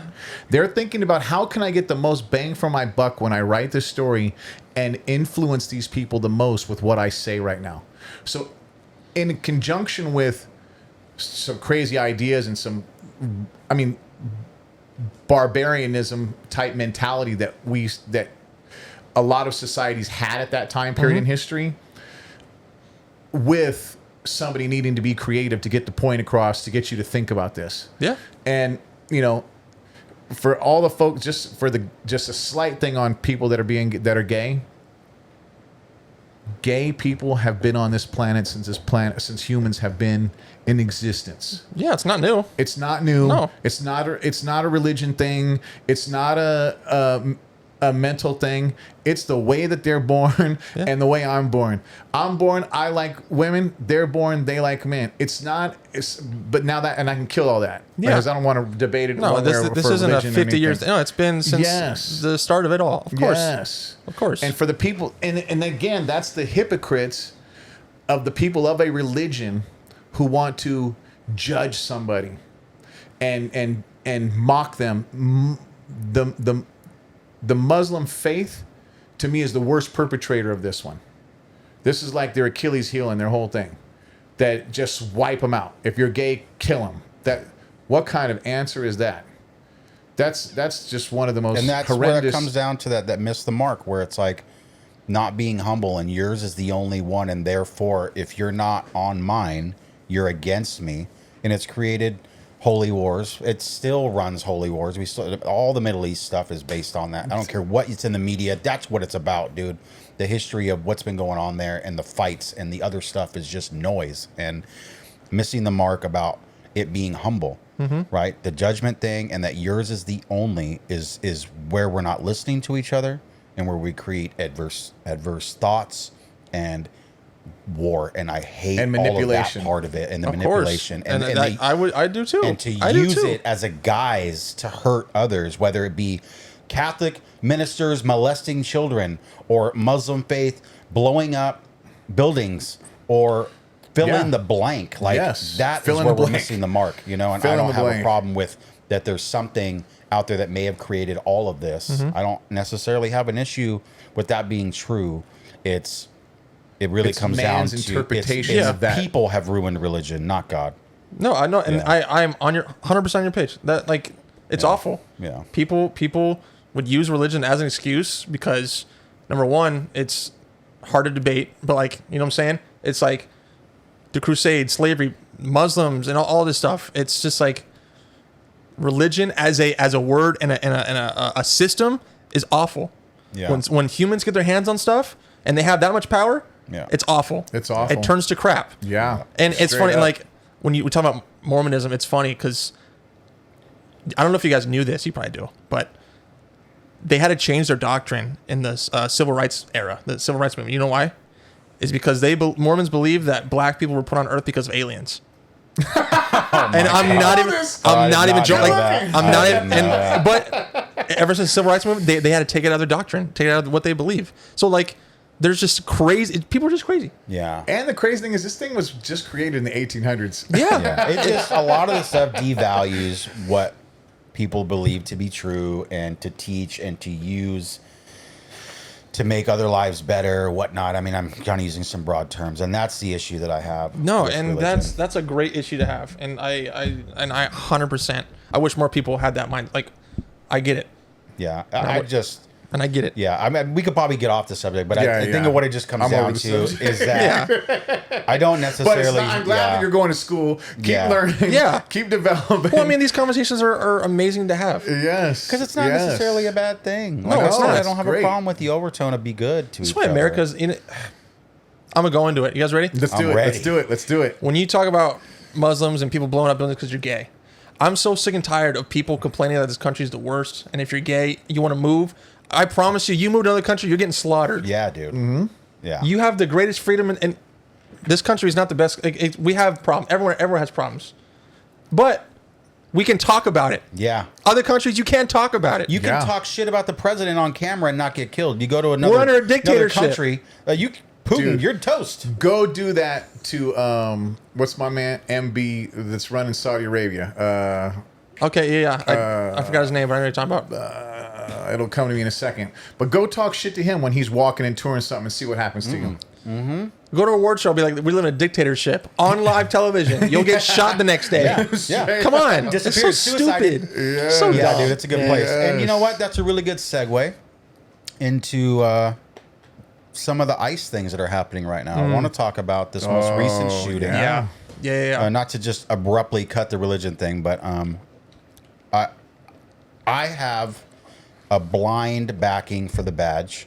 I often will do it blindly and always immediately thinking of The cop was right and the person Oh, was wrong. fucking idiot. 1000%. That's not always the case, but I think about Yeah. their job. All right. And I know nothing about what it is to be an officer of the law or a peace officer or a federal agent or anything. Yeah. I only know what the little tiny. Amen to that one. That's why we're sitting in a cigar room right now. I understand enough about the job to know Yeah. about how the call starts. It starts with a 911 call. Yeah. And the report for service is based on what that call states. And it's a lot of times when you got two kids, one tells you the story first, you believe them first, right? So whatever gets told you first is all you get. So those officers are on their way to that call with whatever that they don't know what they're getting into. They don't know the situation. So I like to think about what's going on before they got there. Why did this unfold the way it went down? Yes, this person, if you're looking back 2020, I mean, you shouldn't have shot this girl, right? I mean, she wasn't that kind of threat. She probably could have drove off and you could have got her later, right? I understand all that. But I want accountability for the people that are in both sides of the situation. And these people are hired to do a job. They go through testing. They're trained, minimal training. We've talked about the training that needs to be better. Yeah. But they're given an unsafe situation and they're going and they're trying to make it safe. And once Except I don't think these ICE cats are trying to make anything safe. okay, well, They're so running what people. happened? They're going through doors, through windows. They're smashing into cars. Where's- They're taking people out of the gas station that are pumping gas. Okay, but they're throwing them on the ground. All kinds of shit is Where's not right. all the good videos of it going smooth? There's not one. There aren't, because nobody pulls a phone out when nothing's going down. But when it's smooth and it's fine, nobody talks about that. Nobody talks about them arresting and getting all the cells, the Muslim cells, Okay, the but hang on. terrorist cells. But let's Hold look at on. that. No, Just but what you said. Just you cut into me and give me 1 All second. right, Cut go into you for it. now. Go for it. You watched the Torrance bubble bath car wash episode. I did. Do you think that could have been that could have been handled any No, different? and we've said it numerous times. I agree that it's not going the way that I think that Let's in a give you- perfect let me world give it you should go. let me give you an example. This is a business that's on a corner, and it's a car wash. You know where this literally. is. Oh, yeah. Yeah, you know. Literally, you could have had 5 cars, 2 here, 2 here, and 1 around the alley, and you could have just sent one guy in. Hey, I need everybody out. We're going to do a check right now. Mm-hmm. If you start running, I've got this place surrounded. Don't start running and make this difficult. Let's handle this. No, it's a bum rush. screech in there, hit the brakes, everybody jump out, start grabbing people, throw them on the ground, ask questions later. Well, That's what it was. that might have been how it was, but you also don't know if they already had that guy's name. What guy? They went The guy after they every pulled. single buddy. They went after everybody they there. took 2 that day. But they Went after everybody because But they didn't treat anybody what any nicer happens than normally when you roll up with lights going and a criminal's there? Go ahead. What These happens? are criminals. These are guys working at I'm a just fucking asking car you, wash, bro. These are guys working at a fucking car wash. No. If you are in a country illegally without a port of passage, I've gone And you're over working. this before. You're not committing a crime. and you're not committing a crime, but You're you are- working. but technically, by the letter of the law, you become a federal criminal. Okay, that's great. But I'm just letting So, you know that by the when they letter of the roll law, up- that's great. But that's not what's Hold happening up. in that situation. Let me. Okay. When you get into a situation like this, we've seen plenty of videos, and I'll just simplify it. All right, down here on 98th and Normandy, right? You roll up, everybody's on the corner. 2 cars roll up slow. What happens? All the cats in the corner bolt in 20 different directions. Yeah. Because fill in the blank. They're not all criminals, right? But they're running because they have a certain point of view about who rolled up, right? They have their view of what that's going to be like. So they bounce, they take off. Well, these guys roll in with the expectation of worst case scenario. I have to stop worst case scenario before it happens. So yeah, they're not necessarily doing it in a way that we think is logical and the most effective. And I agree with you on all of that. But I want to get back to what I tell you. I'm thinking about what it's like when they get there. Okay, so this call in Minneapolis for Sarah Reed, or I don't know her name. I can't remember her name. Minneapolis, Sarah Good. Sarah Sarah Good. Sarah Good. Okay, so the first videos that came out, it's the officer at the back panel of the car with his phone, and he's yelling at her to get out, and she says something, and she goes to pull forward, and it looks like she gets off the gas for a second, and the ICE officer steps in front of her vehicle to keep her from driving, but She didn't see him. That's okay, the other that's thing. fine. We don't know. She's dead. She didn't tell you Hang that. on a second. We watched the whole video together. Me and you? No. All of us as a society Okay. have watched every video clip that's come out this Right. far. If we're into this conversation, Yeah. multiple angles. She was there on the street, blocking the street for the whole time. They were raiding this house or having to deal Yep. with somebody over here. Yes. So for 3 minutes or more, she's sitting there. There's no doubt. They come in. She starts to back up, and she's now backing up. And as she backs up, they're starting to come out. And now these ICE officers, they're walking out. They start all converging on this car at one point. So she's going to back out. Now one of them's telling her, get out of here.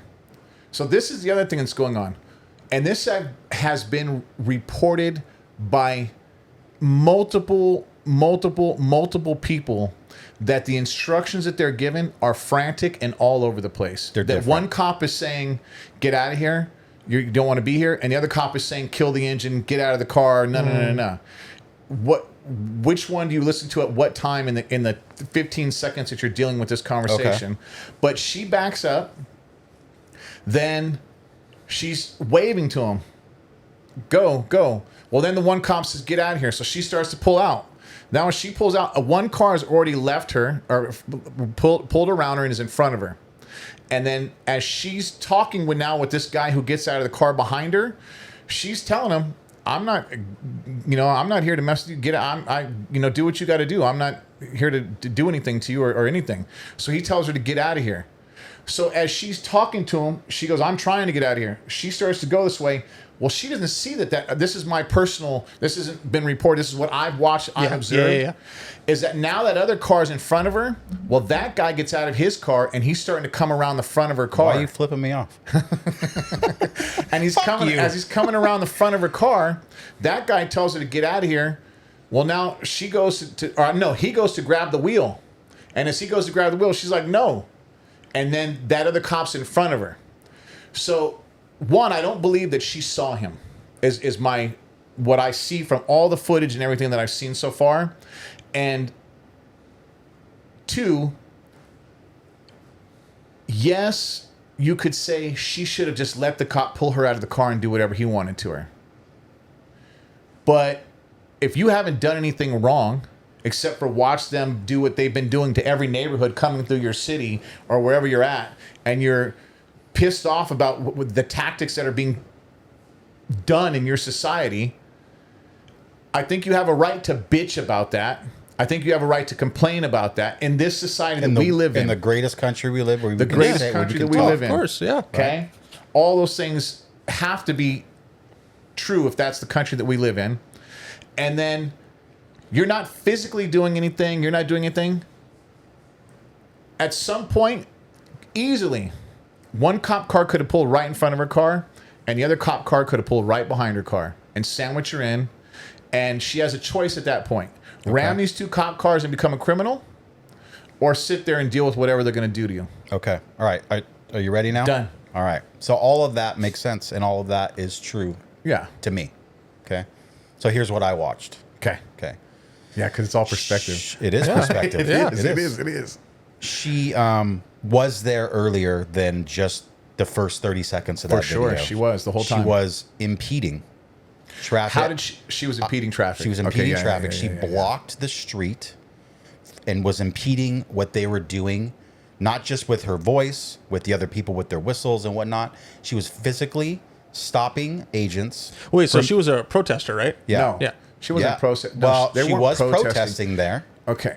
Her and her wife or girlfriend were coming out, and they see all this happen. Well, now the whole neighborhood is blowing whistles and, hey, ICE is here, none of the honking horns. You know, shame on you, shame on you, shame on you. Everybody's doing that around there. Okay, so she takes her vehicle and impedes traffic. She's stopping the ICE vehicles from being able to come through. So that's where I believe the get out of here stuff comes into play. All right, so we have a mindset of someone who is there to serve under a state or government entity, such as a police officer or a federal agent, right? And they're there doing a job, and it's their job to remain safe at the entire time. Okay, so what you've done is created chaos during their investigation when you're not involved in what they're doing. They're in the house doing what they're supposed to be doing. You have put yourself in the situation, and you are now impeding. So you are not a peaceful protester.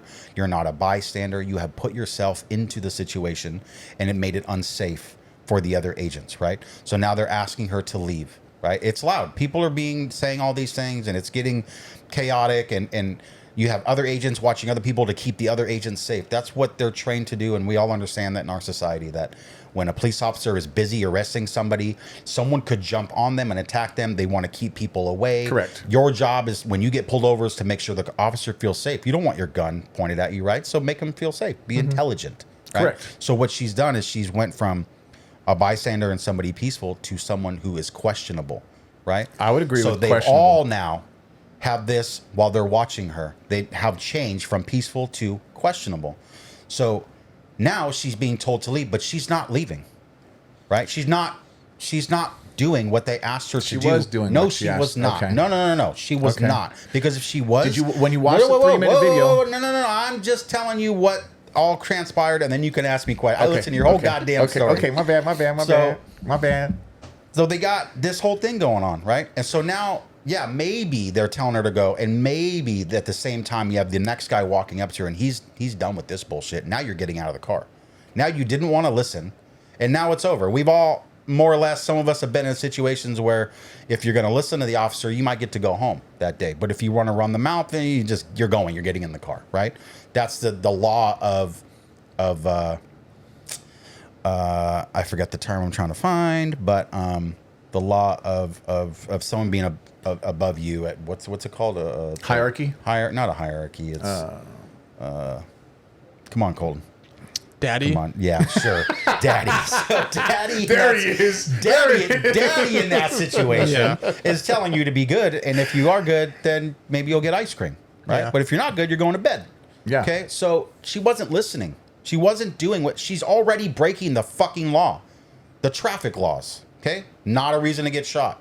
But she's created an unsafe environment. So now you have one officer who's done with the bullshit. He tells her to get out of the car. And the other officer gets in front of the car so she will not drive away. Because when you're in a vehicle and you drive it at an officer of the law or an agent or whatnot, that has now become a weapon. Okay? And there's no question about that. But hang on a second. Can you put yourself in harm's way?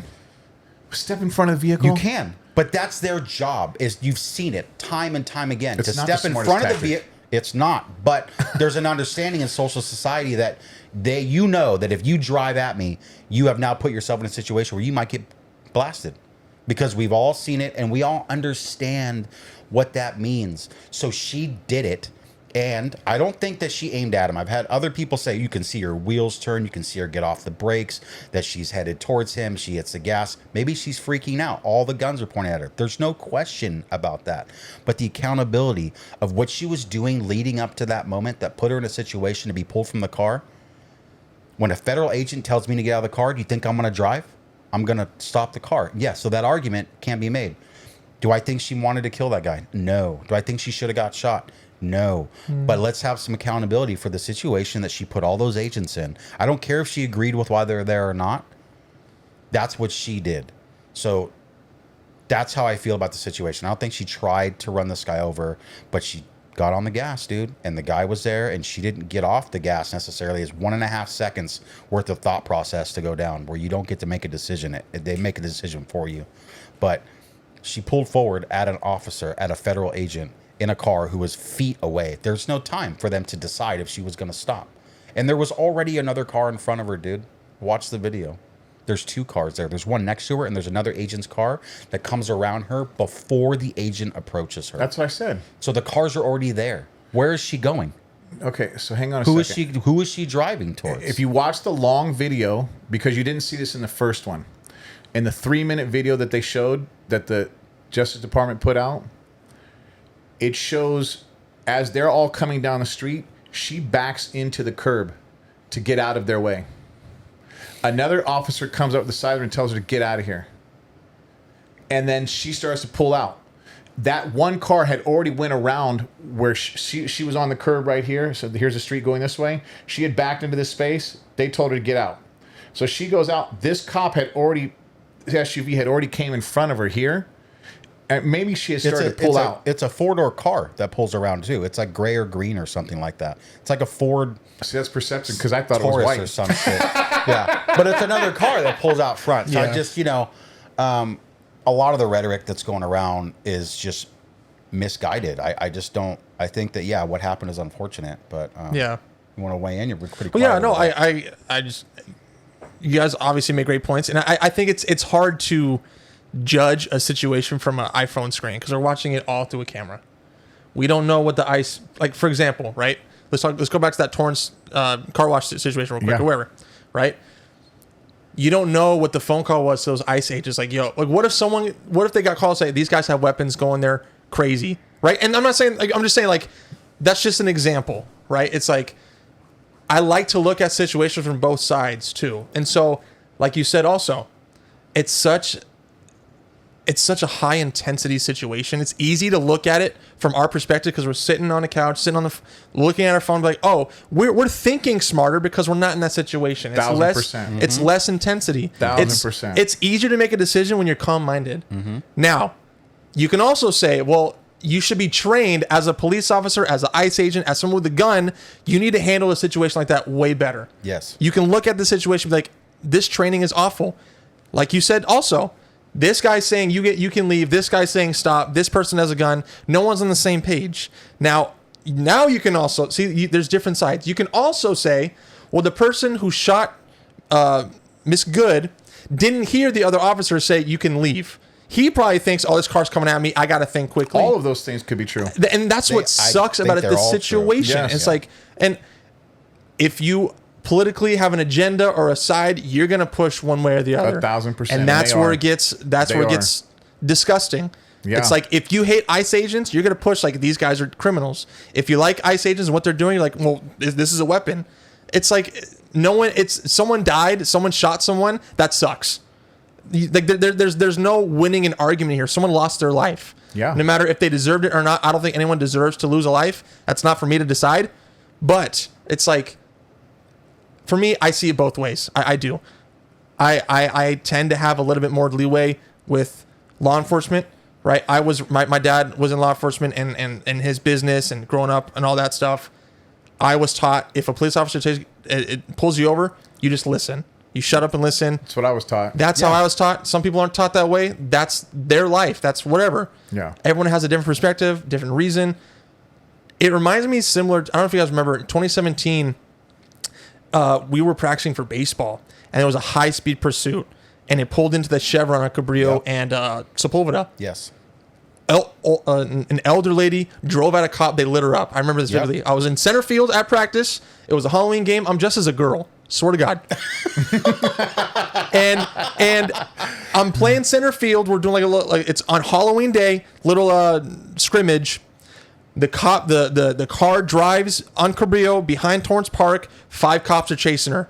Pulls into the gas station. 10 seconds later, you hear like 10 shots go off. They killed her because she tried to hit a police officer with it.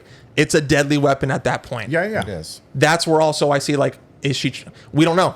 She's dead. Unfortunately, she's dead. We don't know if she's trying to run him over or not. It's all perspective. It's all judging a situation from the phone, and so it's tough. I think you guys both make great points. It's just, it is what it is. You just gotta, I don't know. A lot of it comes down to just disagreeing with what is going down. As it wasn't a regular call to service. There wouldn't have been a call to service by someone of that ilk. She doesn't seem to be the type that you might need a call on, right? Necessarily. That's stupid for me to say you could call or anything, but she was there because she was angry about a situation. So again, she has changed her role in that situation, and that heightens the risk. It does heighten the risk 1,000%. And we all need to be aware of the risks that we're putting ourselves in when we want to do these things. I would agree with you. Put yourself wholeheartedly here, and it's not necessarily a peaceful protest. And I know I'm using that word, and it wasn't a protest, but you are protesting the action by being there. Yes. Okay. Yeah. So a peaceful protest is very simple, and we've seen plenty, and they happen, and then they disperse, and they make their point. And we've seen them where they don't make the point because it turns to something else. And that's what we have now. And that's what all agents and all officers have in their brains when they get into these situations too. You know, after in 19 and 2020, and the things really changed about what was happening with protesting and how people were reacting to officers and attacking officers on the streets when it's not a protest, and things have changed how these guys go into their jobs. Their jobs are unsafe all day, every day. They're dealing with everyone's worst day on every call. Every time they get a call to service, it's not for good. So they're dealing with people that are in distress all the time, and it's such a risky thing. All those things are true, and I support all of it 1,000%. Yeah. So that's why I want everyone to always realize, to play into mentality of these people that are working for us to keep us safe, what they have to go into. And if you don't create a situation where they feel safe, you need to be accountable for what you've done. I'm not saying they should shoot you. I'm not saying it's a good shoot or a bad shoot. I'm not saying that you should be afraid to be shot every time you see a cop. That's not. But be accountable for the role that you're playing and have created in the situation that you're in. Yeah, and, I'm with you. And driving and hitting the gas when guns are pointed at you is unintelligent. That's all I got to say. I don't care if it's cops or a bunch of Crips and Bloods with guns pointed at you. You might want to just listen. Yeah. Because if not, I could get scared and accidentally pull that trigger. Even if it's an accident. I don't want to accidentally get killed. And this looks like an accident, dude. I don't think that cop wanted to kill anybody. You know?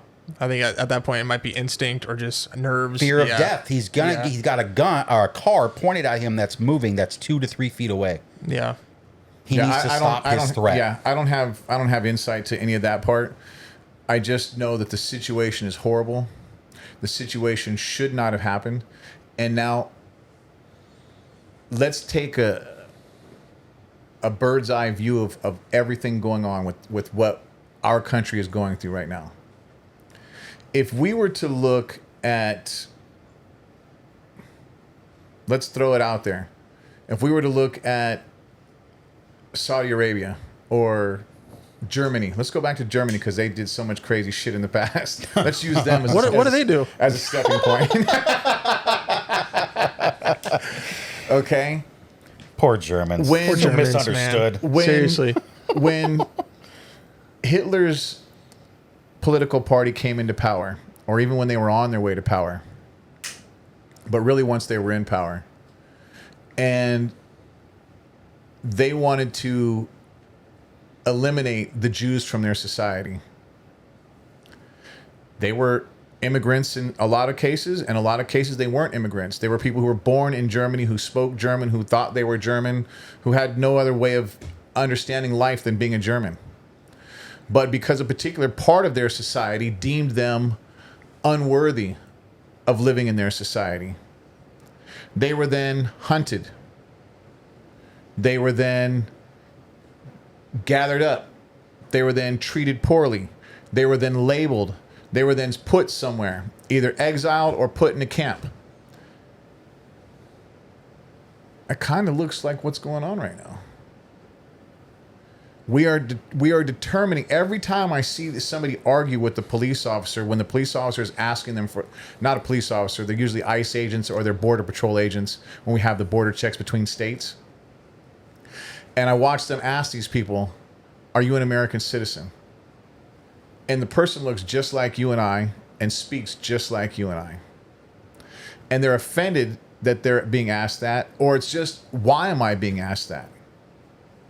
Why am I in a free country that I was born in being asked if I'm an American citizen? And that's going to determine how you treat me next.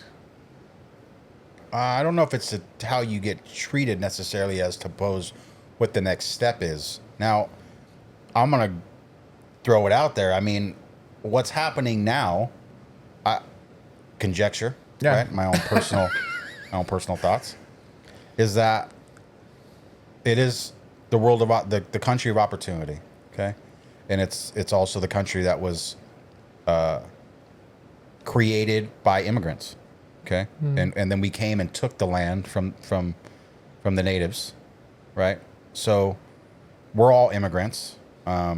We have an open door policy, so to speak, for immigration, right? You can become a citizen of our country if you go through these steps, and we've talked about how difficult that can be and how much money that costs and how it practically is impossible, but there's avenues for that. For sure. And when we have an abundance of people coming here that are not coming through ports of entry and not being registered as coming through with a visa pass or a road to becoming a citizen, that they're here and they are putting a drain on society. I don't care if they're working. They are putting drains on society. And we've talked about, like, you don't know if they're paying taxes, if they're working. I won't pretend to know all that. But having a lot of people here that are not contributing to the society, but only pulling from society, costs the rest of us a lot. Okay? It's not just money. It's a lot of different things. But where are you thinking? And you have other pieces of that pie, the people that come in that are terrorists. They're coming in the same way. They're not coming in on student visas all the time and learning to fly planes and flying them into buildings. They're coming in looking like someone from South America or Central America, coming in through coyotes and just coming in and figuring out how to be here so that they can execute their plan, right? So there's that piece of the pie. There's criminals coming in to get away from their own countries. There's pieces of that pie. So there's all of that that's pulling from our society. And the president is trying to rectify that in some facet. Call it racism, call it fucking rectify. I don't know. You get to choose. But I feel like that's what we're trying to get straight here. I want you here if you tell us you're here. If you're doing the thing, if you're doing everything I'm supposed to be doing and you're doing it too, be here. But if you're pulling from society, then you shouldn't be here. And the other argument I have is, when you go to other countries and you get caught there and you're not supposed to be there because your travel visa's expired and you're working or whatever, you get excommunicated, you get bumped. You get sent back. But it's not racism there. It's only racism here. I don't understand that. I'm not talking about the way it's going down now. I'm talking about the idea of it, that people have a broad spectrum or a big broad hatred for what's actually going down as opposed to how it's going down. They hate the idea of how it's going down. I've been living here for 30 years. She's a grandma, whatever, and she's worked, but she's not a citizen. She should go. No, but she should be trying to be a citizen. But we're past that. We're past the point where you can kind of do these one-off things where it's like, give everybody these breaks. There's so much illegal people here that we need to help our country and not have them here. And they're not going to leave on their own. And when you go to grab somebody to take them away, the guess is they're probably going to run. They're here illegally. Why would they listen to your federal agent and be like, yeah, I'm not supposed to be here. Go ahead and take me. Like, you're expected to run. You're expected to try to run out the back door. So they're going to come in hot. I don't know how to fix that situation. There are ways that it's going down that are bad, but the reason it's happening, I think, is good for the country. I feel bad saying that. Yeah, that's okay. I'm loving that you're saying it. I do And the feel only bad. reason that I don't know the reason why you think the way you do, but I'm imagining, I'm guessing, it's because of the things that you see, or you. I don't really know. You're gonna have to answer that one for Well, me. because I think I've said things like, oh, their insurance goes up, medical insurance goes up because we're covering a bunch of people at hospitals that don't have medical insurance, and have medical insurance because they don't have jobs or they're illegal immigrants or whatever. And I can't broad spectrum say that. I can't. But we've blanket also say talked that. in that same realm that in order to work here, you have to have a social security card. You have to have something. So they may have stolen somebody's social security, but money's going into the system. They're paying social security. They're paying taxes. They're paying all these things that they will never get the benefit of. Yeah, well, yeah, that was So, a good point. We said that. You can go down to MacArthur Park and get a Social Security card right now if you want. You can go get one if you want, Colton. You want another okay. number? Go ahead, go get one. Yeah, I'll go right now. Yeah. But the point whole is that they I are understand paying that. into the system. And Yes. for you just to paint a broad stroke that they're a drain on the system is a false argument. No, I will say that there's a large majority of them that don't have jobs, that need medical attention, that have no license and no insurance and get in Now, car when you accidents. say they don't have and- jobs, what do you mean they don't have jobs? Meaning they're just sitting out there in their porch every day, just hanging out? Yes. Okay. Yeah. Or driving vehicles without licenses and no insurance and causing accidents and running and and all that stuff. those things, creates all of those things, more drain on society. Those people who do those things and they get caught should be kicked out of the country. But they're not getting caught. Hang on a second. Hang on a second. You spoke about all of these people who you just gave a whole synopsis of why you think these people should be out of here. And you gave all of these reasons about all the things that these people are doing. And the funny thing is, you just don't know because you don't follow the news and you don't follow the studies of who's being arrested and the percentages of people who are criminals who have done a criminal act and have been deported. And the ones who are in the system legally trying to become an American citizen, who have filed for when you're Residency? fearful of, you're fearful of another country. It's not sanctuary. Asylum. Yeah, Thank asylum. you. When you filed for asylum and you're here and you're trying to get a social security card and you're working as a maid or a gardener or wherever you can to scrape enough money to feed yourself, and you're in the system. Now, 80% of the people who have been deported are those people. They're not the criminals. So it blows the whole concept that that's who these people are and that's why we're going after them. It kills that completely when you know that the numbers are 80% of them are in the system trying to do the right thing to get citizenship in this country, but they're easy pickings because the ones who aren't in the system trying to do it. They're harder to obtain. They're harder to get to. Yeah, they're harder to find them. I can see how that's valid because if you're going somewhere specific, obviously you have a reason to go there. You have somebody's name, you have their address, and you're there to get them for a reason. So the fact that they're in the system makes sense. But yeah, I can't agree with all that.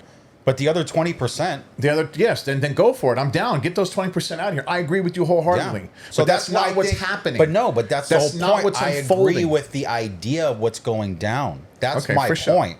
I'm But it not doesn't seem like that. justifying. It seems like when That's you what I said that. said. No. Colton, back me up.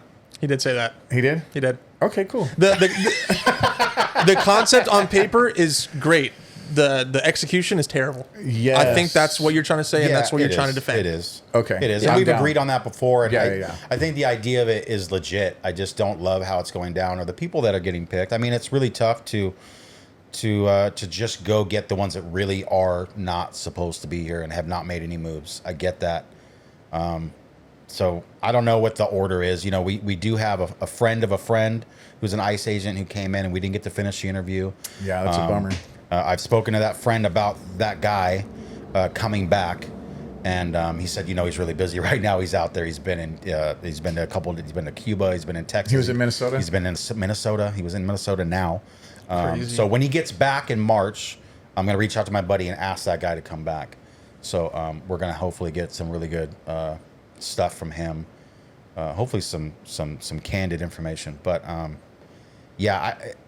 the idea of what it is a good idea, and the way it's going down is bad. And so therefore, every situation is being protested on a broad spectrum, and you got people, innocent people, putting themselves in harm's way for a cause that they believe in. Yep. Right? Whether it be religion that's factual. or race or sexuality or whatever.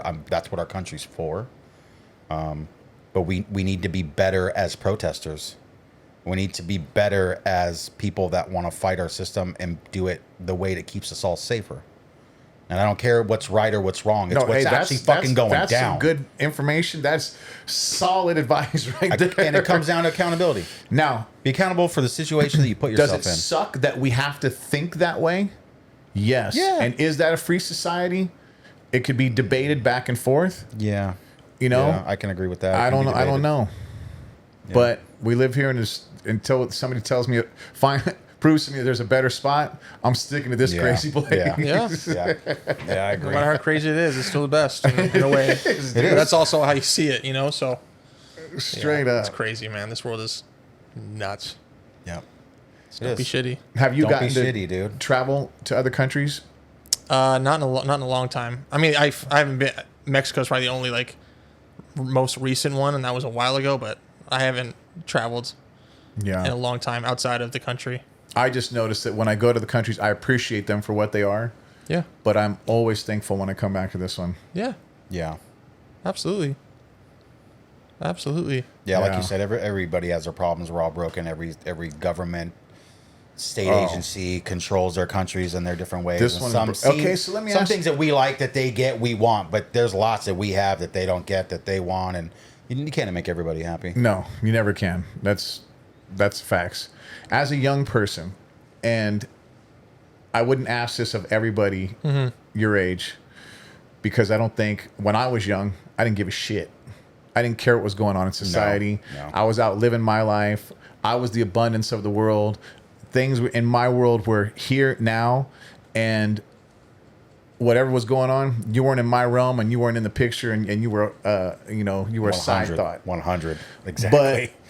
But you aren't necessarily the same life that I was living when I was young, by any means. Yeah, we're fed so much more media now. You can't avoid it. Back then, there was none of that. Yeah. So we had a choice. We could live in the dark unless we seeked out news. Yeah. Otherwise, you just only knew what your homies talked about. News. It was limited when you got Now it's all we get, right? Yeah. News or fake news or real news doesn't matter. You're fed all day. Yeah.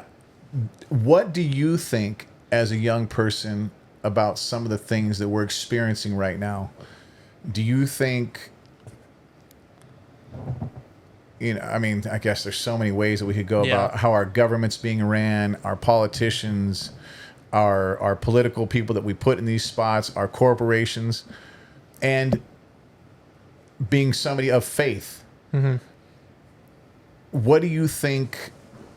I don't know if answers is necessarily the word I'm looking at, or what do you think we could change to nullify some of this and get into a better... Without religion, because obviously you know my answer. But if that's it, I mean, let's hear that. Obviously, like I said, I think Christ is the true answer. But I'm gonna do some. I'm not gonna even say blasphemy, but let's just put Christ to the side for now. Right. No religion, whatever. Dude, I think all news and all politicians are controlled. I think it's all. I think there's so many different stories that it gets so like confusing to a world, and like, how do you live in a world where these news outlets are controlled by one group, these news outlets are controlled by one group, this news outlet is pushing a narrative, this news outlet, it's just like, as someone growing up in a world of technology, how do you think straight? And it sucks. And like, now being a father and a husband, I want to get a little bit more involved and understand what's going on. But a couple years ago, I didn't give a crap. I still don't with politicians. I don't. Right. I didn't vote. And to me, I think it's all controlled. I think it's all dirty. It's all dirty crap and whatever. Do you believe your elections are fair? No. And I mean that as in, do you think your vote is applied for your vote? No. Or do you think it's changed? It's changed. It's all controlled, and then that might be a tough topic, but I think it's all controlled. Okay. Unfortunately, and that sucks. Was it like that all the time? I don't know. What makes you think that? I think just politicians are they don't care. No, but I mean, not the politicians. I mean, But when you go to vote? the voting booth and you go to put your vote in the machine, and you vote one way. But how do I know that vote's being counted? Like, you know what I'm saying? Like, it's. No, but that's what I'm asking. I'm asking, do you know anything about how the voting machines work? I mean, I've voted before. No, not that. Do you know how they Like the process? Yeah, how the voting machine takes the information, how that information is distributed. Like in order to change your vote, a couple things would have to happen. Yeah. Fox would have had to have lost a $2 billion lawsuit against a voting machine company that they said changed the votes. He's bringing up voter fraud. Yeah. That's what we're In this situation, and and the reason I ask is because you don't know. You don't have any information coming to you about the voting machines, how the vote is taken into the machine. Is the machine connected to the internet? Is the machine not connected to the internet? Are your local officials in Torrance who are managing those the delivery of those votes to the county, and the police that are out there when the votes come out of that helicopter machine, comes and down. the helicopter comes Yeah, down, and the I live police right there. escort that information to the next spot. Do you think that all of those people could be involved in changing your vote? I don't know. Okay, that's I have no idea. Yeah, And like, It it's great. seems like a far reach to think that It is, but see, it also 1,000 can't. people. It also can't. Like, it's just. I've read too many things. I've heard so many things. I don't know what's true or not. My point on that is it really only comes down to the last person to have their finger on it can change what it may or may not. And I don't necessarily think that there's a lot of truth to like taking votes that are for one and changing them to the other. I don't necessarily think that that's No, of course, realistic. yeah, I don't think that Do either. I think that there are additional votes coming from people that have already voted, or people that are not alive, or people that are not registered to vote, or people that are not residents of that county, state, country making votes? I think that that's all realistic to believe that could be happening. But what it comes down to is I don't think there's 1,000 people in on it. I think it comes down, if somebody's doing it, it's the one at the top. It's Who's the the final. one? I don't know. I'm just saying, if it comes down to that, it comes down to someone at the top doing it. And the reason I ask is because my broader scope was his answer was he doesn't know what to believe. Yeah. And so that to me is the root cause of the information. The information being delivered is to I don't say its job is, but its outcome is to have you confused. Its outcome is this person saying and now whether any of it has any truth in reality is a different thing, but it's the information being thrown at you daily that makes you question and ponder all of those things. And I hear every podcaster, not every podcast, I hear a lot of, and that's a broad statement, I hear a lot of podcasters make statements like that. And the statements that they make, I get it. Like, you don't know. You don't know what happens to your vote when it goes with those police escort to the next spot. So you're never going to know that unless you either become the police officer or the guy in charge of elections, and you follow that process all the way through. But you got to follow that vote all the way to... But that's Yeah, what I'm but saying. what if that police officer doesn't know where that's going, and that person with the helicopter doesn't know where that's going? Like, it's just. No, what I'm You saying, have- but you you would have have to be to the one do at the that. end. Yeah. Yes, that's what I'm saying. You would have to do that in order for you to know Yeah. that this is happening one way or the other. Right. So you have to at some point put faith in a system or a something to process that for you. And my thing is that it seems more and more people have less faith in the system. Now, this could be going on for thousands of years in everybody's society that we've come across this, to this date. Yeah. But it's crazy to me that, in the 50s or even up into the 70s and 80s, we had 13 channels. And we got news from 3 of the big ones. And everybody, when they heard something, took it for face value. Well, there was a law that you couldn't report information that was false, knowingly known it was false. We've lost that. You can report anything you want now. You could, evidently. anything. Anything, bro. That's the problem. How do we change It all becomes that? true. How would you change that? The information that we get. I think the downfall of society was the internet. Yeah. And I think once people had that power, like, oh, your opinion matters. Say whatever you want. And people saw how popular they can be.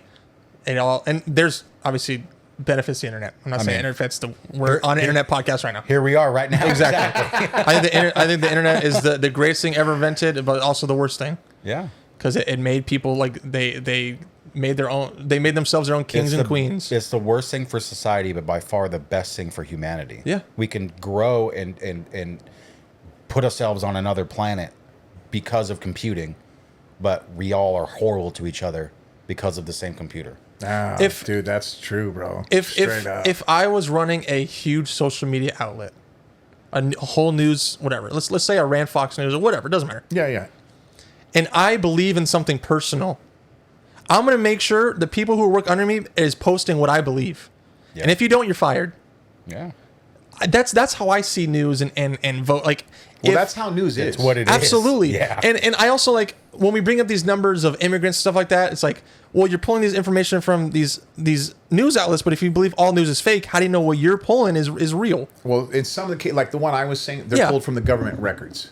But the government's own arrest records. If you believe the government is fraud, how do we know those numbers are true? Didn't we just say before we were on camera that the government doesn't like to report things about, or was it somewhere else that I was talking to somebody that, and every time you give me information about stuff you've read, I'm like, how do I know to believe what you're reading though? I mean, it doesn't matter where you're getting it. But isn't that crazy? Like, it's so crazy. Like, everyone's confused. Yeah. Why can't, like, it's, see how confusing it like, you pick apart these conversations and these facts. It's like, it just gets so confusing. There's so much money to be made on confusion. Oh yeah, that's what it is. So like you said, you don't really know if your vote's being counted unless you personally follow your vote. We all know that's not realistic, and you trust the government pulled information. The government information, they don't. We know damn well they lie to us. Who shot JFK? How many people? Right? I mean, all this shit. It's I can talk about that for an hour, right? Dude, I just saw some stuff too about that I watched another podcast that messed with me on that one. Yeah. So, it doesn't matter what information I'm getting. If you want to believe it, it's your truth. And we always talk about this. He hates when I say this, that a lie is always true until you prove it's a lie. Because if I tell you something and you believe me, it's your truth. It's my truth to you, but it's bullshit. What if I lie? No, absolutely, of course. Right? So I don't know. I mean, you can tell me 80% of these people were people on the road. I don't know if that's true. I don't know what the metric is on that number, and I want to believe that. And if that's true, let's go for it. But I don't know. Yeah, the word of mouth has just lost its meaning. Yeah, it has, and I think that's also how do you fix that? Yeah. Hey guys, let's all pick something to believe in, and let's branch off from that. We're all twisted in the head. We've all been spoon fed this crap for years and years and years.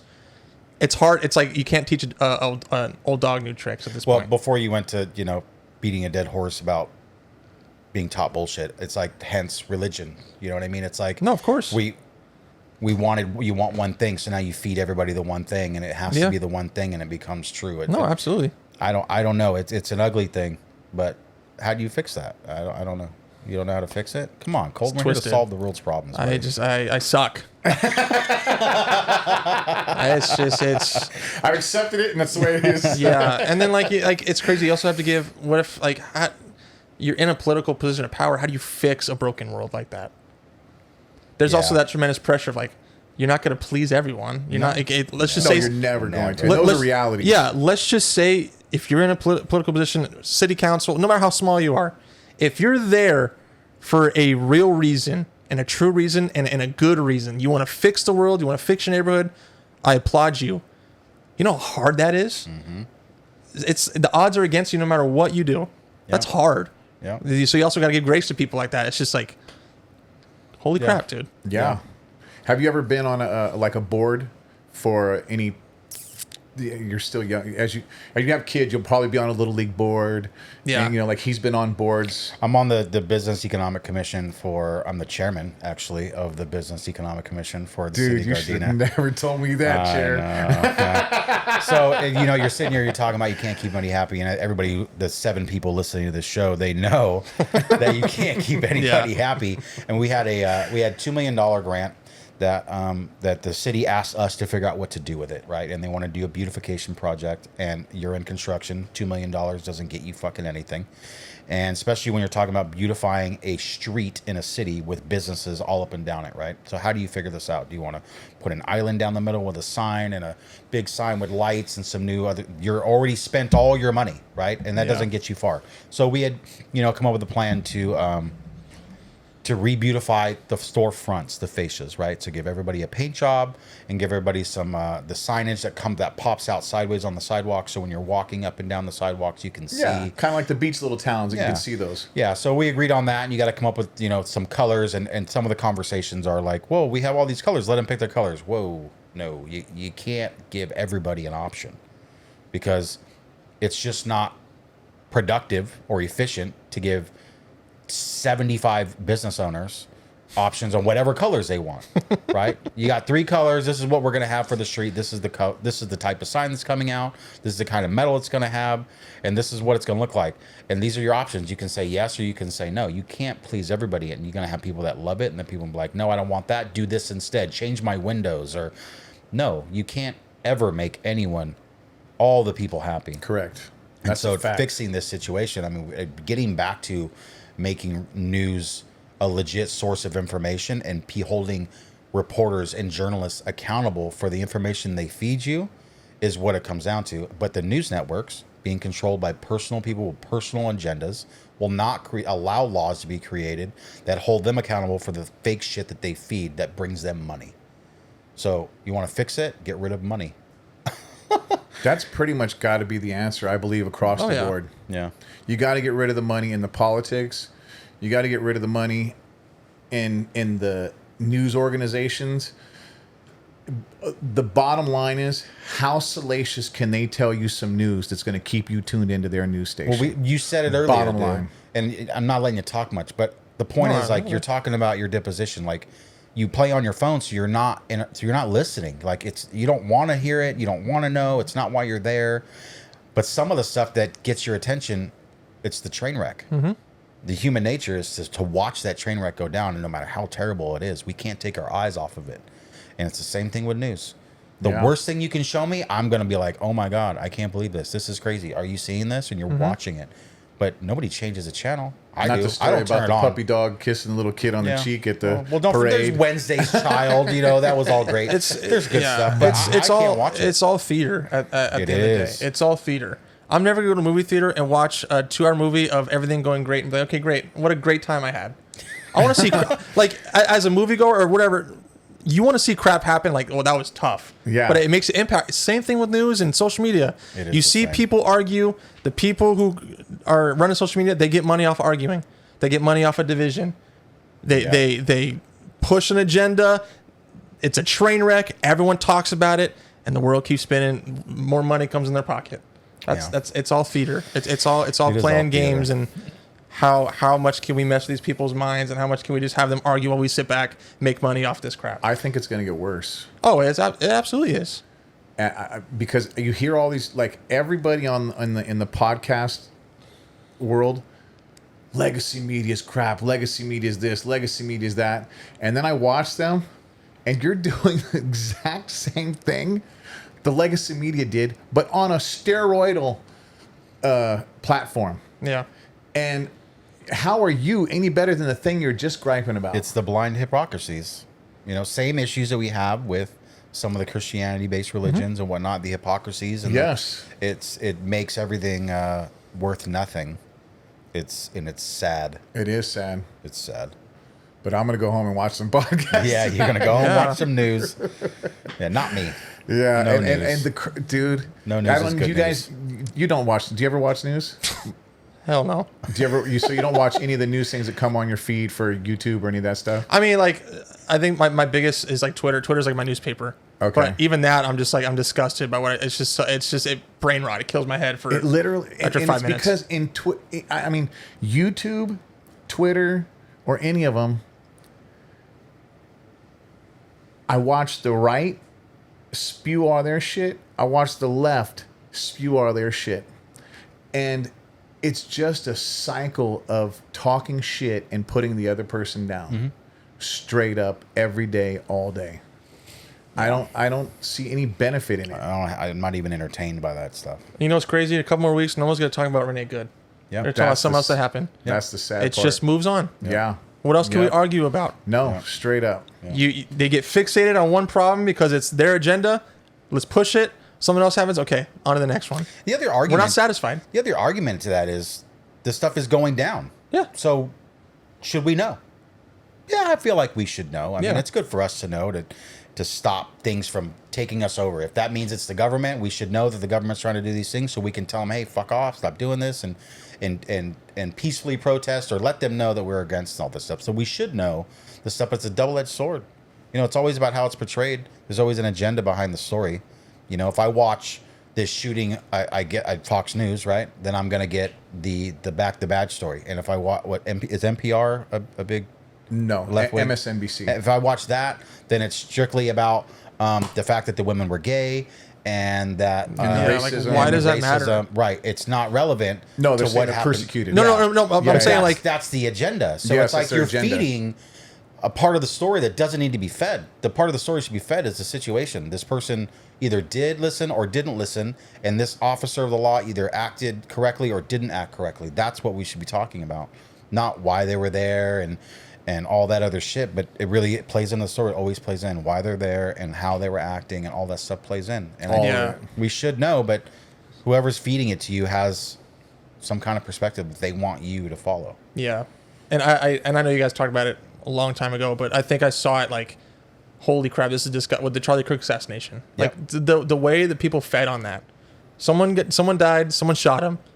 Now they're like, okay, well, he was a white Trump supporter. Someone died. Someone died. Why does Yep. it care who they voted for, what color they are? What doesn't matter? But news people would be like, yo, feed on that. Let's push that out. It's just happens every single day. Yeah, that was an easy one for the media to take Oh, both sides. I absolutely. mean, you got a guy who's right-wing conservative Christian, Yeah. who goes on microphones and makes typically a lot of the videos of the right side or the left side of the party that are not religious, that are homosexual or queer. We'll call it queer. That's the word, and that he was horrible to all these people, and then that's why he got shot. Mm-hmm. So it's like it's one side or the other. You know, it's not really what came down to the point Yeah. that somebody did something they really didn't need to be doing. It came down to a sick kid Yeah. who had a crazy. yeah.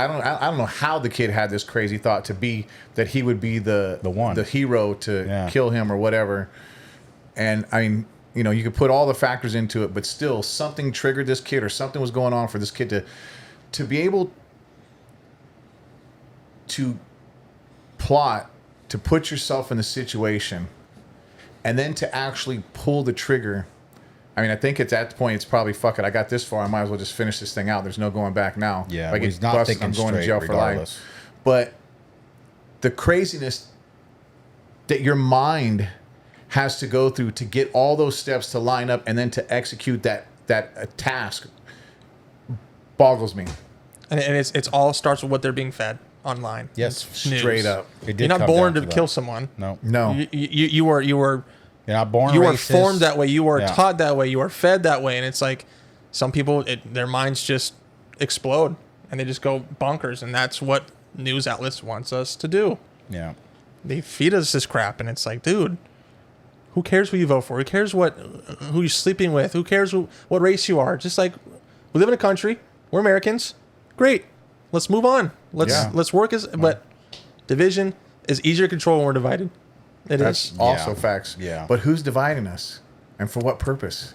That's an off-camera That's an off-camera conversation. Off-camera conversation. Yeah. Yeah. It's crazy, bro. I don't understand it. And I'm going to... The Charlie Kirk thing. You guys know who? I know you know. Well, I don't know anything. Do you know who Candace Owens is? So she went bonkers after everything. Okay. I know who she is. Yeah. Do you know who she is? Mm-hmm. Okay. The African American female, the Republican African American Candace Owens, right?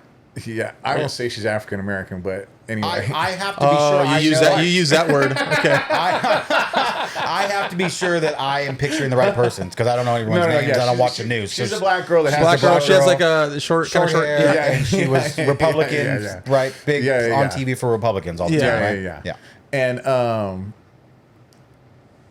she just went off the rails with all the conspiracy theories and everything else, and she's still pumping it. And then the lead detail security guy that was tasked with protecting Charlie Kirk, he went on the Sean Ryan show. You know who Sean Ryan is? Yeah. And when he's on Sean Ryan's show, he just straight broke down every moment of what he experienced. And you can tell, for the most part, when you're watching somebody and you're in a conversation with somebody, your bullshit wand will indicate to you, doesn't smell right. I didn't smell any bullshit from this dude. And I even was judgmental about him and Sean Ryan praying before they started the interview. And the only reason that I was judgmental about that is because my personal feelings, if it's, do that on your private time. That's you, Sean Ryan, and your God. It's not to be publicized to the world and all this unless there's some other agenda attached to it. You know what I mean? It's just my personal belief. You know, don't go do good for somebody and then go tell everybody how good you did that for that person. Yeah. Go do that shit in silence, and nobody in the world ever knows you did it. That to me is a real OG. But aside from that, so this guy's in this interview, and he breaks down every moment of, you know, the situation on how they were leading up the day before and the people who were responsible for doing all these things. And he, you know, by the end of it, I was like, I felt so bad for not just that individual, but everybody in that detail. Charlie Kirk's wife, Charlie Kirk's family, all the real shit that went down and happened, and the tragedy and the loss for these people, and for people just to blow it up and all this other shit. And I don't know, evidently it's for the ratings, and because your mind thinks something, you should spew all the shit that your mind thinks, and you should try to piece together all these things. I think that's just crazy. Crazy and wrong. They saw his death as not a death but an opportunity. Yes. To be like, okay, who's gonna be in Charlie Kirk's position bringing all these numbers? How much nonsense can I spew like the train wreck? I'm gonna show this crap.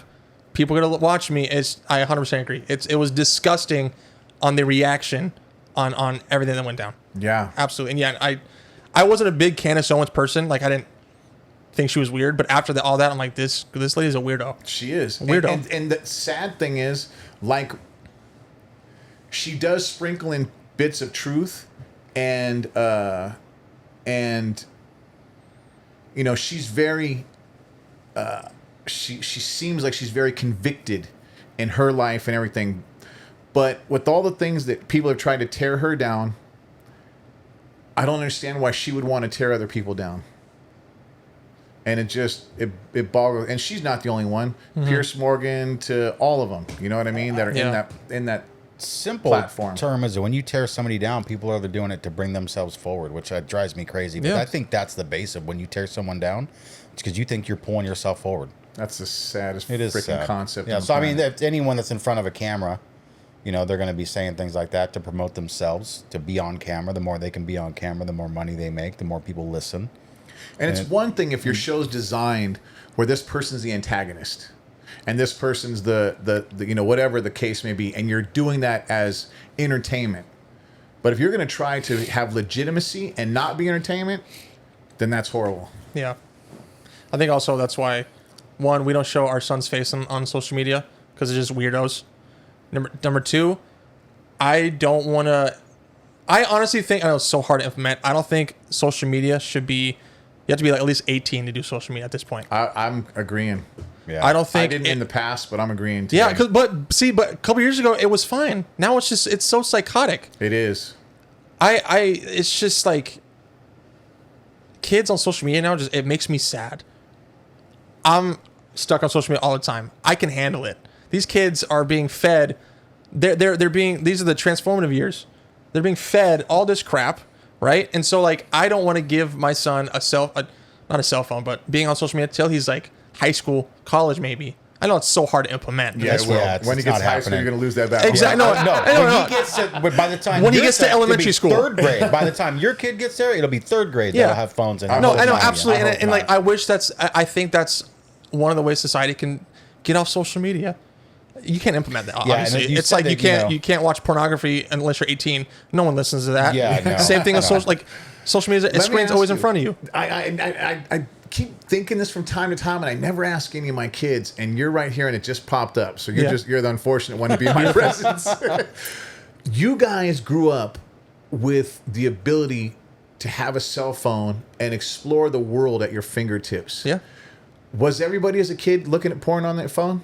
High schoolers, like, yeah, absolutely, yeah, because it's a new there. world. Yeah. It's a brand new world. It's 'Cause successful. your freshman year was 2014, so I'm trying to think like how much internet porn was there before that. I mean, obviously it's less than it is today. Yeah.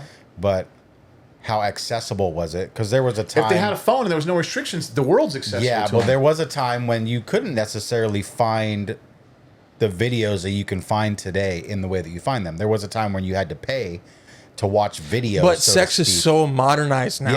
Yes. And now it's yes. accessible. Desensitized. Now it's like sex is everywhere. Like Commercials. Remember when a commercial on TV was risque because we saw somebody in some commercial in France where she was wearing On the a yeah. bikini and she was acting sexually and it was like, oh or my she was god. topless in that commercial because it's there, Yeah, it's but no they only big show deal. her from the back. Right? Yeah, But the yeah. idea that she's topless is in your head. Yeah, And yeah. we would never have a commercial like that. Now I'm straight up, and this is a topic I want to bring up real quick because it was a funny joke, and hopefully I don't take it over. But I was watching watching TV the other day, and let's see, I'm gonna bring it up. Where are you? There's a new medication called Apertude. Okay. I mean, my brain's already going. So the Apertude commercial. Well, Apertude is. wait, is this a joke or is this a real No, thing? this is real talk. Okay, this is real talk. Apertude is an HIV inhibitor drug that keeps you in remission and whatnot, right? So everyone on the commercial is gay. It's women together and men together. And I thought, where are we in society that, man, straight people don't get AIDS now? Like I can't even be represented on TV. Like it's just gay people up there that get You AIDS. feel That's fucked discriminated up. right now, huh? That's fucked up. We can get AIDS, right? We can get HIV, right? Yeah. Yeah, man, Yeah. come on now. I Like, hear so you, it's I that hear crazy that even just the regular commercials have men making out, which it was abnormal to see two straight couple making out on television in a commercial in the 70s and in the 80s, right? So now we've 60s, desensitized 50s, it 60s so and 50s, much. It would have never been. Yeah, I mean, you and- show your ankle back then, you're being burned. Yes. As a and- woman. And as much Yes. as I appreciate how far we've come in acceptance of people and the things that they want or have in their life that don't hurt others and they should be persecuted over them, I appreciate where we are as a society. But it's just crazy how desensitizing sex has become. And it really is fucking our kids up. Yeah, and on that note, like I personally don't have an issue with sex or sex being talked about in your family with whatever your point is that you feel is the appropriate age that your kids that need to have that talk about sex, and that's that's a whole nother topic that people could debate and have issues on. But it's the type of sex that's being put out to the youth. A porno is not a real thing about not a sex. depiction of what yes, sex it's not is. a reality of a relationship, of the intimacy of sex, or all of those things. It could be, babe, if you're listening. It could be. Yeah. Just saying. Or they could start to make porno Somebody's like doing that. it. Somebody's doing it. So it's possible yes, that it could be yes, happening here. Just But want to throw that out there.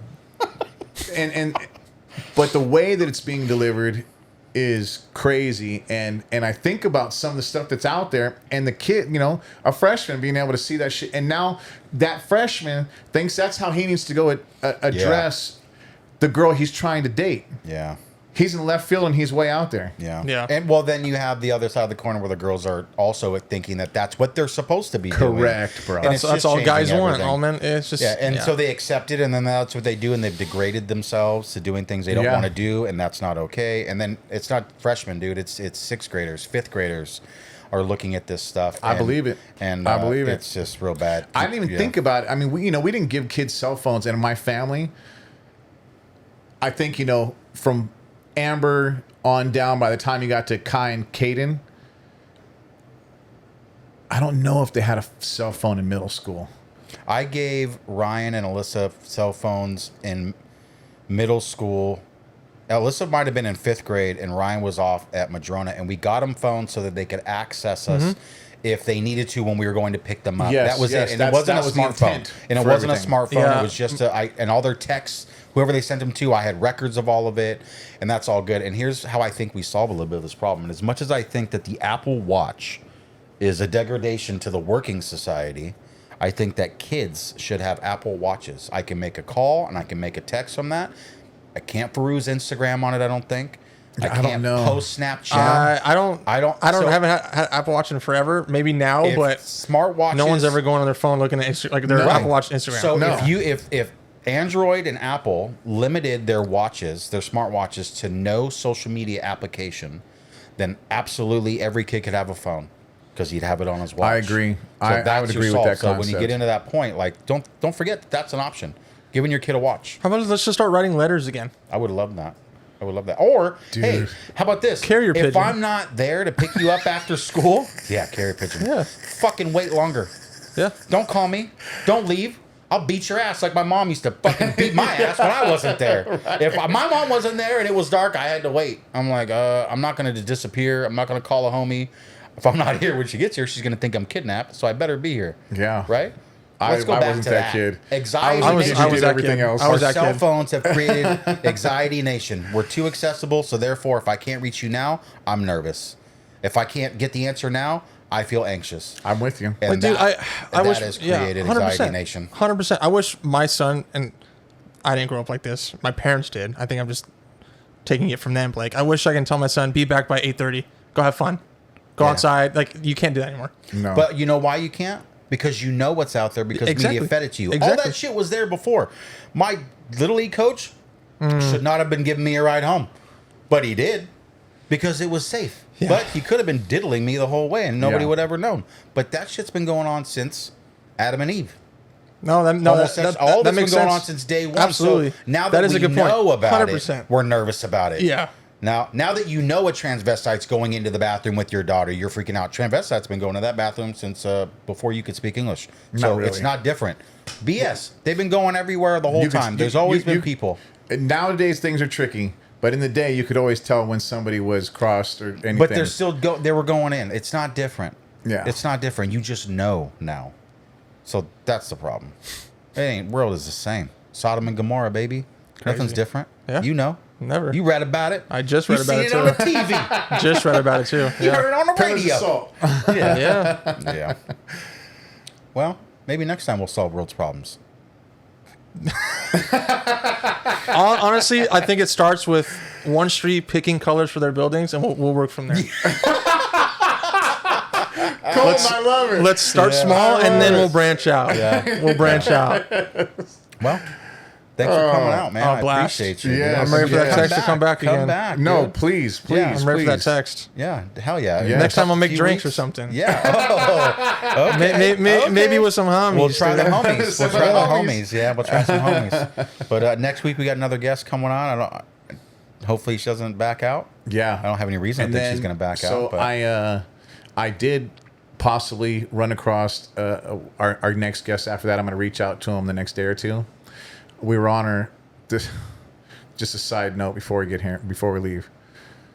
we were coming back from St. Martin, and our goal was to couple things. My wife wants to do the buddy pass because it's a free ride to go anywhere you want. But there's never a seat available with the buddy pass.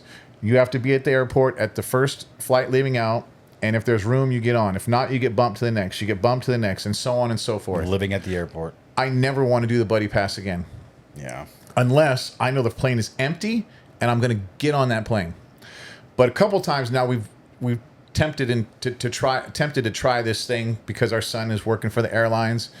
So long story short, we get a flight from St. Martin to Florida. From Miami, we're supposed to come home. We land at 7. We're supposed to be on the flight at 9. We land. We get to the airport. Everything's working out. We got some time to kill. We finally get on the plane. Plane gathers everybody, pulls out.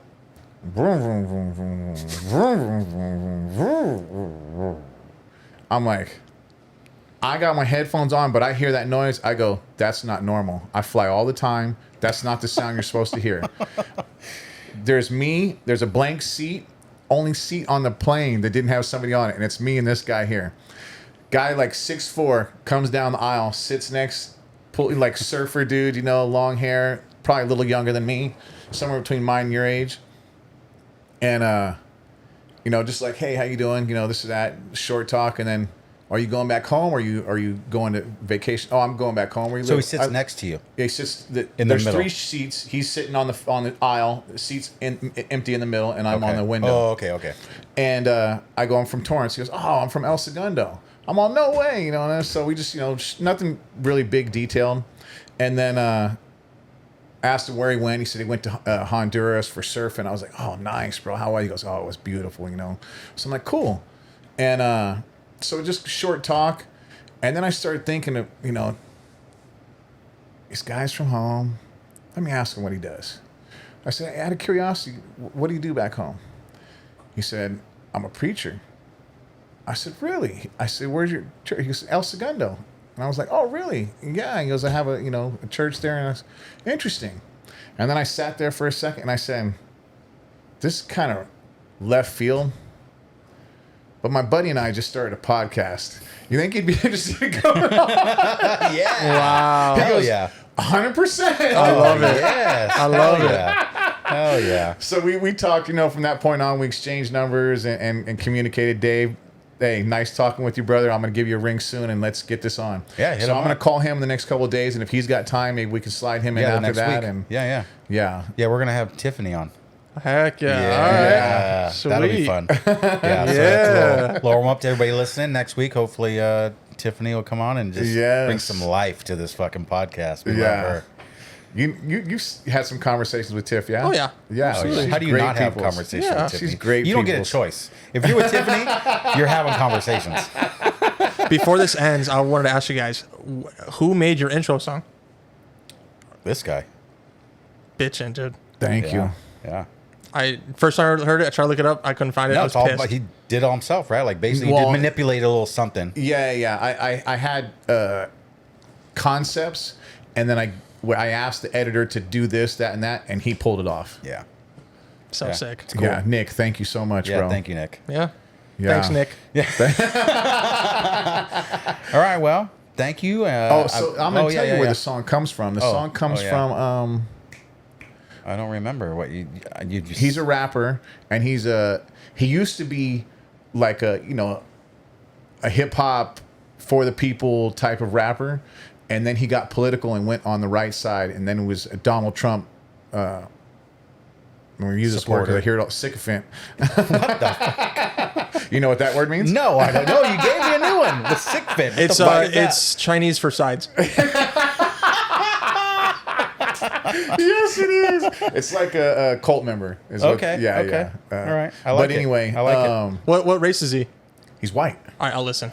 Yeah. I'm just kidding. I'm just kidding.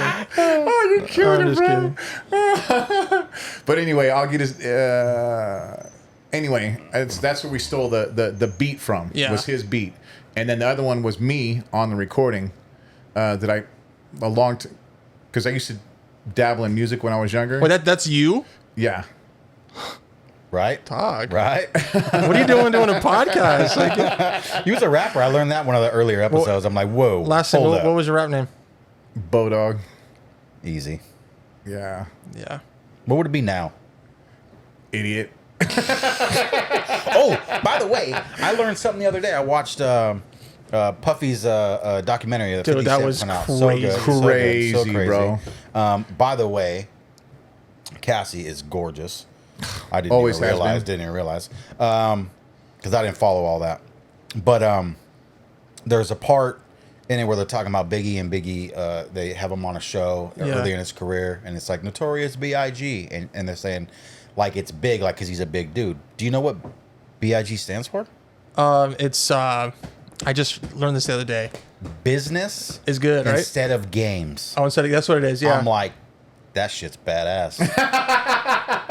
That is some gangster shit. Like, I'm about my business. I don't play games. Yeah. Dude. Notorious B.I.G. I'm like, respect. Can't believe Diddy Respect, killed kid. Tupac and Biggie. Yeah, what a gangster. Like, true psycho. That, you know what? Next No, time he you come didn't on. kill Biggie. Yeah, Oh, he did. absolutely. Yeah, he did. Hold on. Whoa, No, he look. The didn't. show's over. We save Next this. episode. Save this He for the absolutely next killed- episode. absolutely. We are going to talk about... Not with his hands, but he manipulated everything. We'll talk about Puff. We'll talk about Big, I'll- Tupac. okay, all of we'll it. do that. We're going to We'll get into save it. that. We'll shelve it. We'll shelf that because I got... Whatever I he got says some- is I got- wrong. I got- No, I'm just kidding. No, but that documentary was wild. It was good. It was, good. dude. It was good. All right, let's Oh save my it. God. Save it. And next time, come on, in a few weeks, a month or month and a half. or Text something, me. Come back, dude. Just come Text back. me. Sit in. We'll bullshit. And you know how it is, man. Don't be Don't shitty. be shitty. Don't.